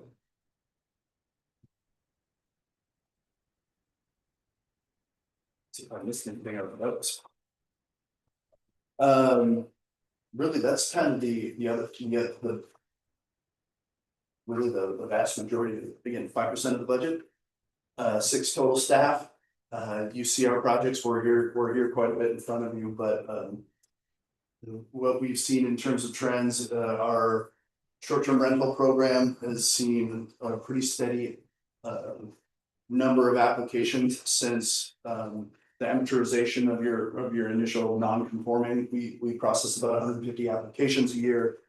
On the land use side, we're seeing a downward trend from that's really representative of the general economy. On the building side, we actually had a nice bump on some of our recent building fees, but in general, we permit and approve a lot more product, probably an unprecedented amount than actually gets out of the ground. So in terms of permits that are processed, land use applications, those that materialize in the outside world is still historically low. Fortunately, we still do that. We still get those efforts. And that's really, that's more of a global phenomenon. We do a lot of time and spending time with our peers, with the folks in the lending industry. Our lows and some of our returns in terms of our housing stock, which is a huge priority, are not uncharacteristic of the area. Portland this year has seen the lowest production that they have since 2008 in terms of their dwelling unit counts, which is really, that is as well as Bend. Bend is seen its lowest housing production since 2010, which is the subprime mortgage failure. They're down 60% over last year alone, and that falls every day. I've watched that all the time. It was 60% yesterday, it was 61% today. So all the time and the resources and the energy going into it, we're seeing this downturn in terms of production in the market space. That is so, that's not to end on that high note, but for us, I think some of the other issues that we really focus on is, while you see these slows in production, we are spending time and investing in our house. Regulatory makeovers, the establishment of urban renewal, funding programs, creative financing, all these things that you invest in, the time actually provides the opportunity for us to do that now. So hopefully, as the market ripens, we are positioned to do that. So your TSP updates, your SDC system development charge, transportation plan updates really are timely, and the opportunity, we keep busy doing a lot of those things now. It's really kind of the brunt of it. You know what we do, we spend a lot of time with you, I'm happy to take any questions, and. Not be sad, I could spend some more time, but I think you have Adam coming up next week, and he's the show. Quick one for me. Yeah, please. We continuously ask planning to do some of our critical projects every single year. Is that just sort of assumed on your part now, Yeah, if that comes? yeah, I mean, this is an area that is really, you know, we're grateful, there's a lot of value in the planning process here, I mean, it is the state of Oregon, and it kind of. It elevates this to where you don't escape it, even your most casual citizens are really exposed to what we've done in the past 53 years here. It shapes your infrastructure, shapes how you grow, shapes the limits of your city more intensely than probably anywhere else in the United States. It's and really, some of that is in the trends and outlooks, is the state has taken in the past, I would say 10, and if not 7 years, probably the most aggressive policy steps that impact your life as well. So we talked about, you know, we have policymakers here. There's people making policy for you that you will implement that you have no choice and no. So the end of single family zoning. That is here. Like you would no longer have a single family zone regardless of what you have to say. We have to implement that. We have to message that. We expect that to, you know, to have impact on the residents and the people that we serve. Matters of process, how people get to speak, how people get to participate, that's changed at the state level, and it's changing over time. We have to get that in the code and make it make sense, because we have to implement it. And we have to try to message that and share that with the people who want to participate. And so when I tell them your time has passed, or you don't have an opportunity to speak to this, not all that is born here. And so I think we're, you know, we deal in the public domain, we deal with a lot of different interested parties, whether they're applicants or whether they're neighbors next to applicants, or whether they're interested parties or whether they're interest groups. You know, I feel like we do this, and it's what we expect to do. If I can jump in a little bit. Sure. Thank you for raising the question, because I think just as you heard from police, the accused, another detective, and from fire, that they, you know, that we should have more than one management person at the station. I would say that in planning, we could easily have a full-time person focused on the policy and long-term issues that that council and the city would like to address, you know, regular updates of the comp plan, of the comprehensive plan, the transportation system plan. You know, there's a number of policy pieces that council has asked and the state expects the city to update. Those are the pieces that get shunted aside when you know, that we need to react to an issue in our community, or you know, we have a customer service piece that stuff has to come first, because those are more urgent, but the other stuff is also super important. So if we were in a healthier financial place, that would definitely be on my list. But at this time, it's not. So when Dustin and I bring really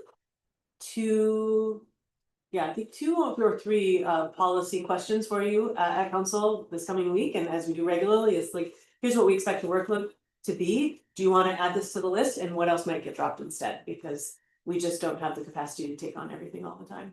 Yeah, I I appreciate. appreciate that question. Yeah. Thank you. Councilor Rivera, go ahead. Thank you, Dustin. STR generates revenue, and then there's that regulatory function with 150 STRs. Do you feel like what is the enforcement capacity for that? Well, enforcement in terms of out there in the street.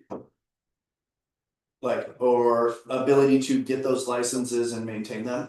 Yeah, and just Yeah. making sure that folks are compliant.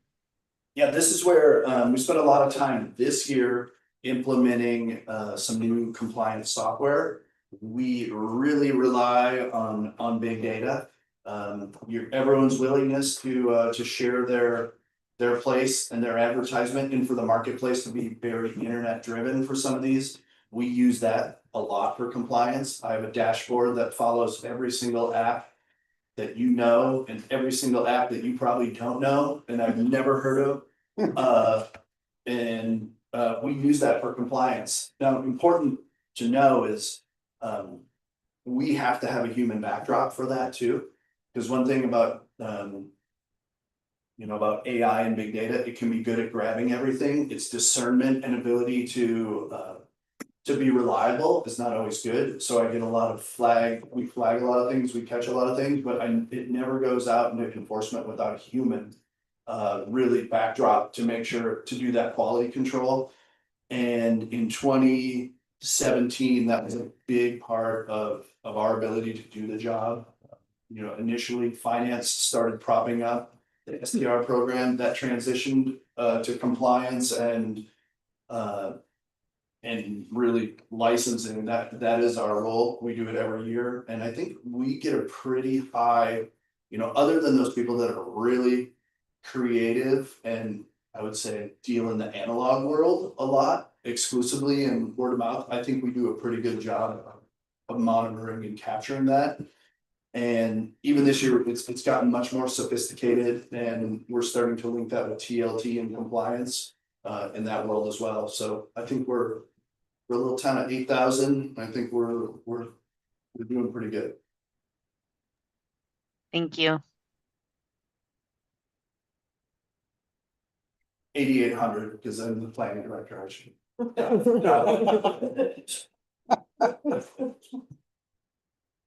Less than 10,000 for everyone who's out there keeping track of it. All right, no further questions for planning? Or building. Or building, thank you all, and Building. we cleared the item later up your agenda by me covering them both, so. All right, You might be ahead of schedule.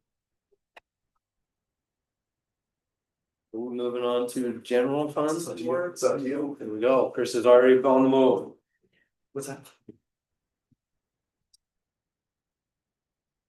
Yeah. Well,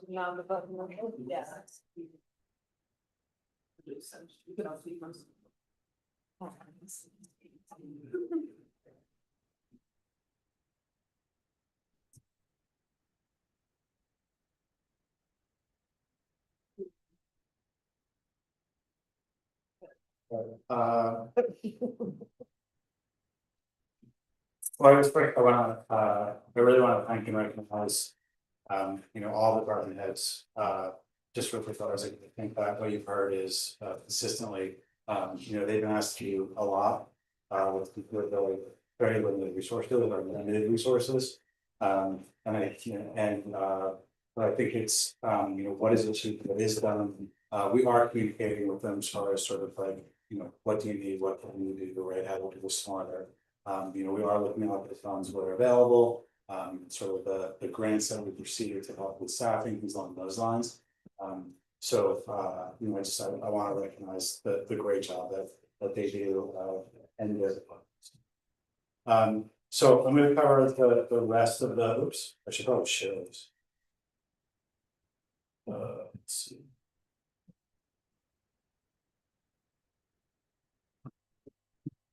Very good. So I will cover the rest of the general fund departments. We've talked about this, I think every meeting, with regards to general fund revenues. So general fund revenues in total about roughly about 11.4 million. Distributed among each of the departments. This sort of gives you an idea with regards to the various revenue and expense areas within the general fund. Of note, the non-departmental department receives the vast majority of the revenues. That's about 74% of all general fund revenues go into non-departmental. It's basically essentially the clearinghouse for those funds. It's also where the contingency rests for all of the general fund. It is 3 of the 5 largest revenue sources. We'll hit non-departmental. We have the 2 be parking. You'll see it's about $1 million in total revenue, and then fire, which is about $1 million for total. And again, as ambulance fees that we talked about is a significant portion of that. With regards to expenses, you'll see sort of how expenses are distributed across the general fund. The largest by far, as we discussed, fire and police. And of those expenses, it's the vast majority of personnel. The remainder of the general fund, again, you see some personnel in planning, in parks and whatnot, but the vast majority of personnel is in sort of fire and police. I will mention, as long as we're here too, just because I didn't want to go without sort of notice. So, in the chief police presentation, you notice that you talked about the two police departments that actually had a personnel or a public safety fee. That had become more prevalent, and as we talked about, sort of how do you potentially grow revenue in the general fund? Many communities are looking at things like that, right? So that is a fee that is added as part of, I'm assuming, utility bills, that is specifically earmarked towards public safety. And so that is a direct fee that would go to police departments. And again, when we talk about sort of revenue options, revenue possibilities, those are how other municipalities are addressing sort of opportunities to grow the general. Big picture question, but like a fee to your utility bill isn't the same as like what the county's doing, where it's a public bond, like, can the city do that without a vote of the people? They can. So, we hit on this very briefly, but, there are sort of fees and things that rest on the fee schedule. The fee schedule, is approved by the council, whether it's approved by council as sort of an annual update to the fee schedule, or whether new fees are added during the year. Those are all done by council action. And so, when you're talking about either an operating levy, right, or a special purpose bond, or a special purpose, public, that would all be sort of a function of commerce. Because that's attached to property taxes. Okay. Oh, because this would just be based on usage. For a new flat fee that's just attached to your, Okay. but it's not attached to your property. I have a follow-up on that one. Given that police and fire are a significant part of the general fund expenditures, and in our last meeting, you had mentioned, or I think maybe Abigail, you did, that you and Chris were doing an analysis and that it would be finalized in November. Is there going to be options like what we're just discussing right now in November to let us know here's ways that we could potentially generate additional revenue through said whatever options they may be? Yeah, I think our general idea, and I mentioned this in prior meetings, there is a League of Oregon City sort of revenue generation sort of toolbook. And so very simply, I think we will start with that. There has been a proposal of some additional initiatives that's been circulated within City Council. We'll look at that. And so I think that just from a general standpoint, there will be discussions with regards to options. And then there will be obviously some staff recommendations. But ultimately, it's going to be a function of sort of what we think is appropriate. Would there be any sort of like staffing sustainability analysis that's done in that? We don't have that. We don't have that as part of this fiscal year budget. I would expect that we will be discussing that as part of next year's fiscal year. So I think as far as the step that we are taking in this fiscal year, and I believe this is in the admin fund, we are doing an overall wage study and review. So step one, understanding where we are with regards to wages, what potential wage adjustments would need to be made within the construct of our existing employment, recommendations for revenue, incorporating that into projections, and then making a recommendation for an overall sort of study and review and what the scope of work of that study and review.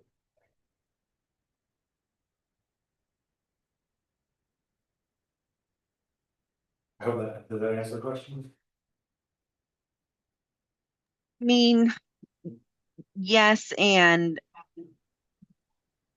given that police and fire are significant expenditures, at what point does the staffing level and the wage trajectory become unsustainable against the 3% property tax growth that we have? Yeah, no, understood. I think that the perspective that we've discussed is that study is something that needs to be done, to answer that specific question. I think that setting parameters with regards to the scope, the scope of work around that is important.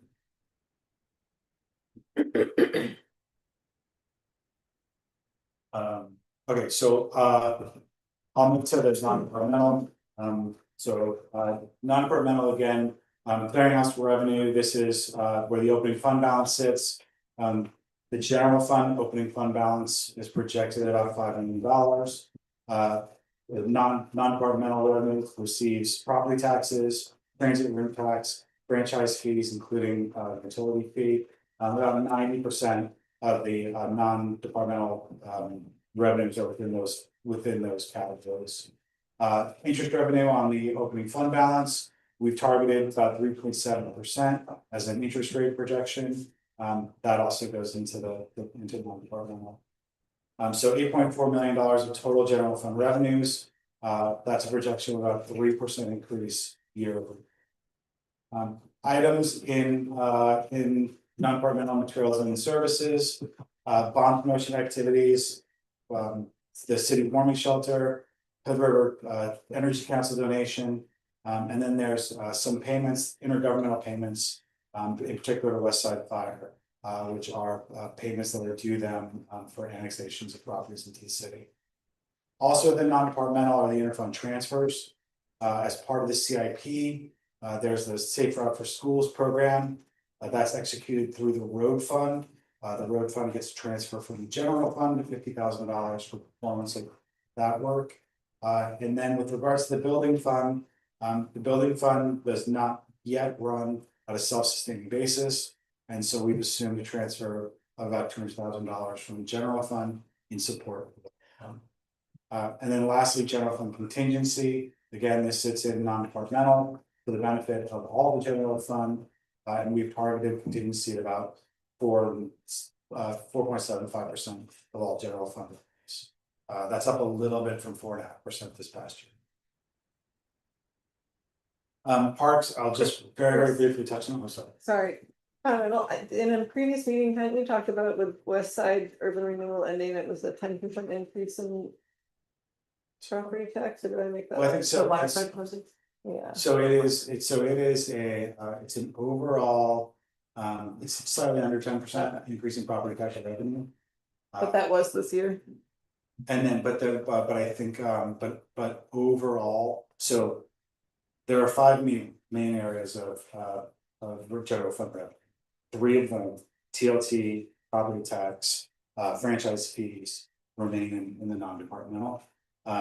Although there's an increase in property tax of about 7 to 10%, so under 10%. Transit room tax is flat, right? And franchise fees, I believe, increased about 3%. So parking revenues have increased year over year, rated at 3%. I think we have ambulance that is increasing slightly over 3% as well. So when we talked about the overall general fund revenues, the full 11.4%, we were looking at about a 4% year over year increase. Just the revenues that are in non-departmental are a 3% increase. Got it. Thank you.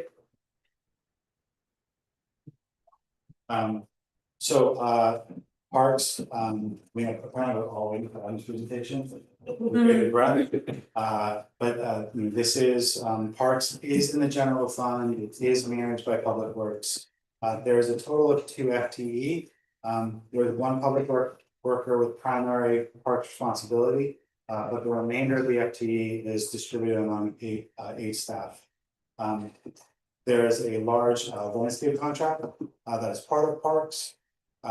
And that's the vast majority of the sales and service spending between landscaping and tree trimming. Facility maintenance and janitorial, again, for all the various park facilities, is about $140,000 combined. So between landscaping and facilities and maintenance, that's the lion's share of all the materials and services.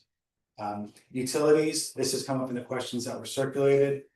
There's a large increase in the budget in utilities. That is a function of actuals. We sort of under budgeted for utilities over the past fiscal year, and so that's been adjusted based on what we're actually seeing. And so the increase in the utilities is not a specific initiative or change, it's just a function of what we're seeing as far as buildings.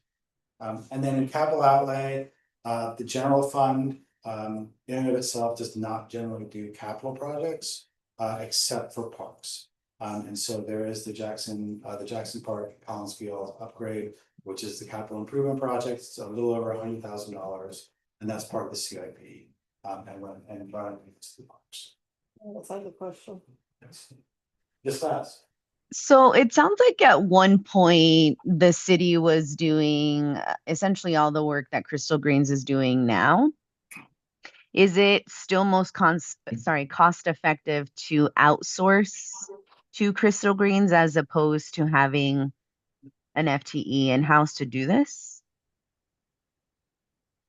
I'm going to defer to Public Works on that question. Oh, So- sorry, yeah, Adam. So leading up to that, we had roughly 3 FTE, I believe in the parks at one point, just trying to maintain what we had. Created issues in the wintertime when the parks were in such need for maintenance and shuffling guys around on the crew. So I would say for the current contract that we have with just really 1 FTE full-time with the parks, 2 FTE total. The maintenance that we're currently getting done along with the parks is well worth the expense of having the Crystal Base contract.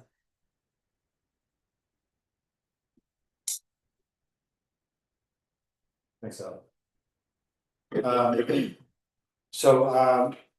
Moving to city council. City council is a department within the general fund. So there is salaries and wages that are now associated with city council. That was instituted over the last couple of years. The idea was to reduce the barriers to participation and attract the qualified and diverse candidates to seek office. Salaries are set as a percentage of AMI. The mayor is 25% of AMI, and council stipend is 10% of AMI. It should be noted that January will mark the first time that all councilors will receive the first stipend as these roll.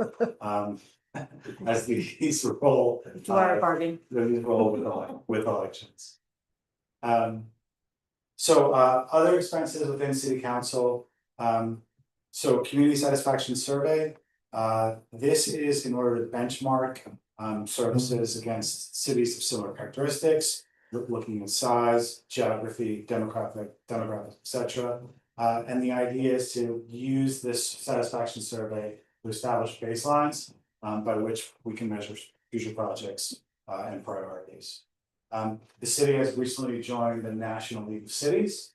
There are two meetings per year, budgeted with 2 city representatives. And again, the idea is to bring best practices from cities across the country to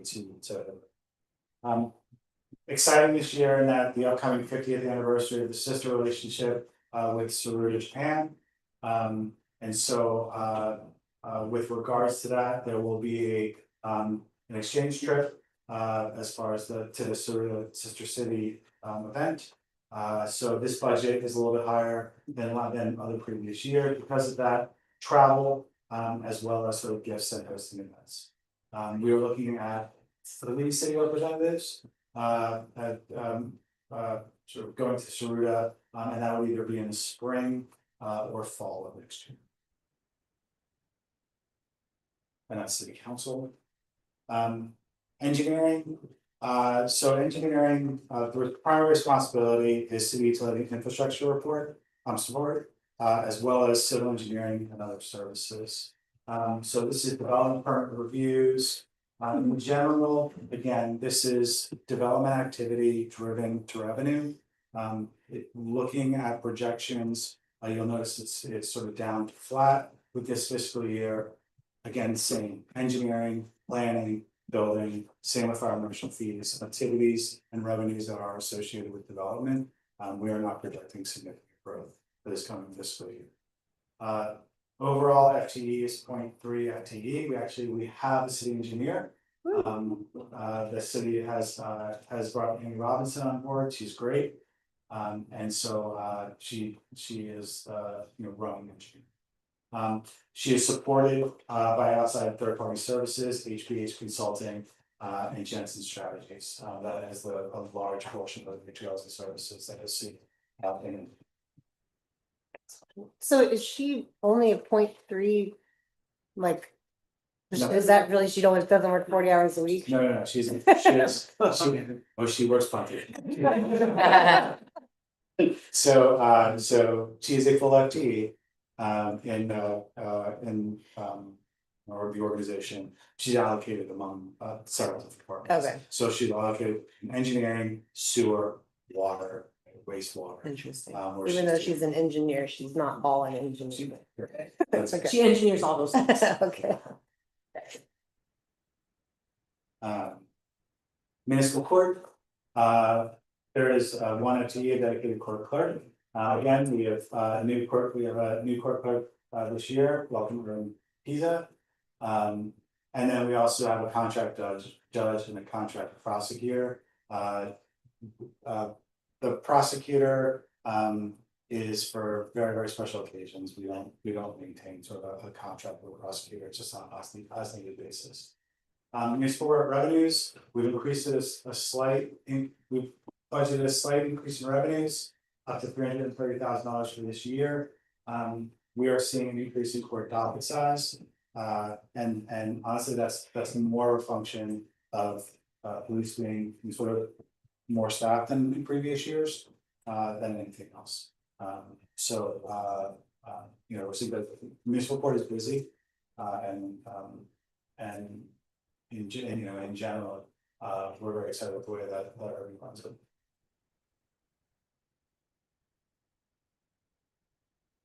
And then parking. So parking, again, in the general fund, but it exists within police, administration, and public works.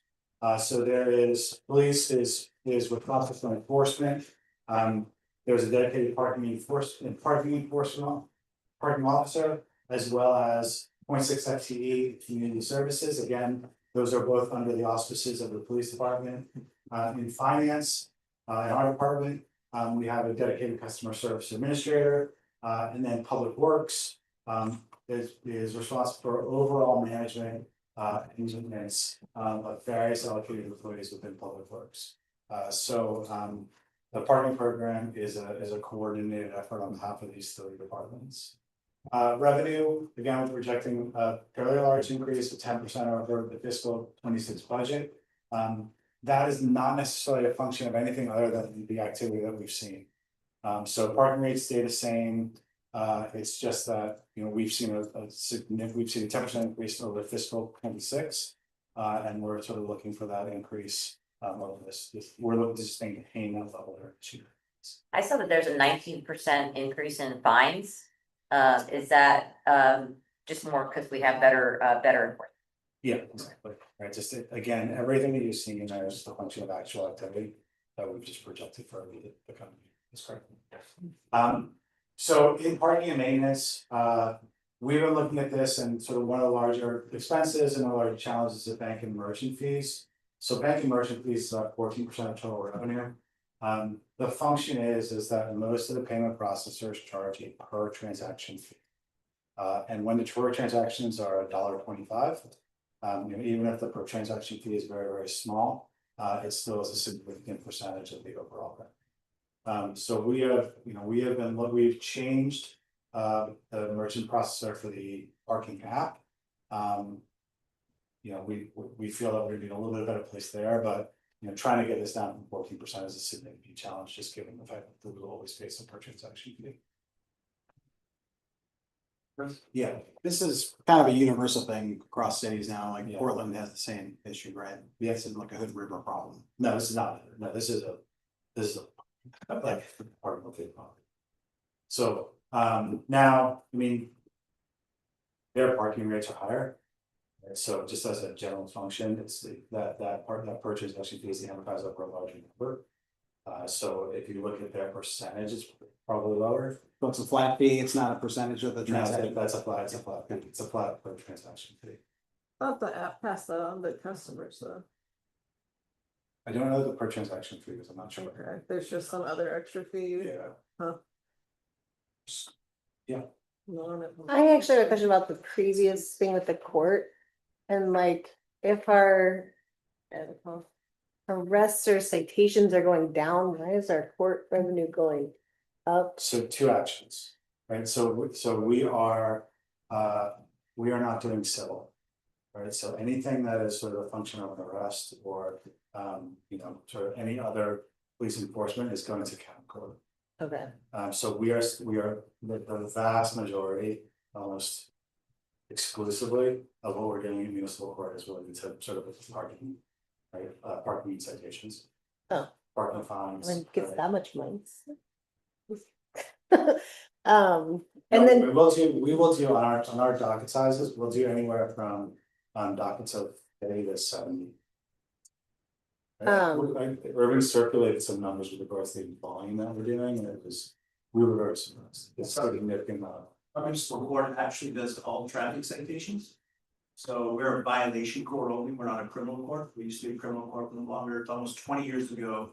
We made an agreement with that district attorney, saying that they would take on criminal cases. They always did criminal cases, felonies and assaults, just a misdemeanor or domestic stuff. Now our court is just violations only, so it's any speeding ticket, traffic, stop sign violations, cell phone, stuff like that. Okay. And then parking as well. So, and then we also fall that under code enforcement. So we saw a STR situation like that all comes through. So city ordinances, all violations and parking. gotcha. And then, like, I did find a parking ticket one time and there was a judge here. Do we pay the judge? How does that work? Yeah, What was yeah. that part of Yeah, that? he's a contract, he's a contract judge. Okay, And so we have a monthly contract. okay. Thank you. So Chief Olmsted, does that include e-bike tickets that, and we anticipate those are gonna go up, don't we? Well, the difference between e-bikes and juvenile, so all juvenile stuff goes through juvenile court. It's different, it's come from our local municipality, it's handled through juvenile, so anything under the age of 16. Legislative will require to run that juvenile court because So the count. age. So it goes to the juvenile county system, Got it. which is ultimately handled through the circuit court judge, but it's really handled through juvenile, Middle County juvenile. Okay. We see nothing of that other than the paperwork.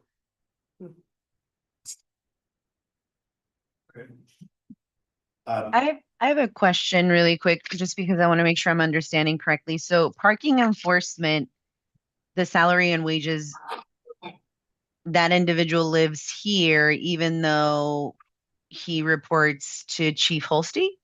That's correct. Okay. Yeah, that's correct. And there's a couple, and there are a couple, similar with parks, right? There's the park FTEs that exist within the Parks Department, although they report.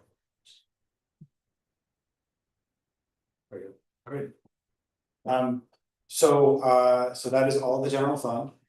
I think next week we have a slightly different schedule, we started no earlier than 7 o'clock. And then that would be the sort of the final meeting of the budget. And then 6 o'clock is your. Great. Last acronym of the day. You are. Again, I'll mention quickly, please, as you have questions, please feel free to someone out of on. We'll get those answered and circulated at this meeting. If you have any questions on questions, again, please. Motion to adjourn? Recess. Maybe that's wrong. Motion. Don't. Wait a second. You don't need a motion, please. Okay, that's. That's your prerogative to care. Okay.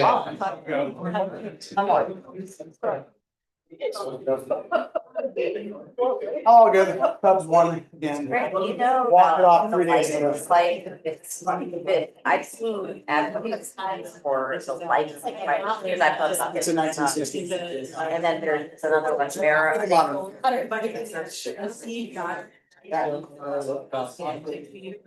That's what I don't like, that.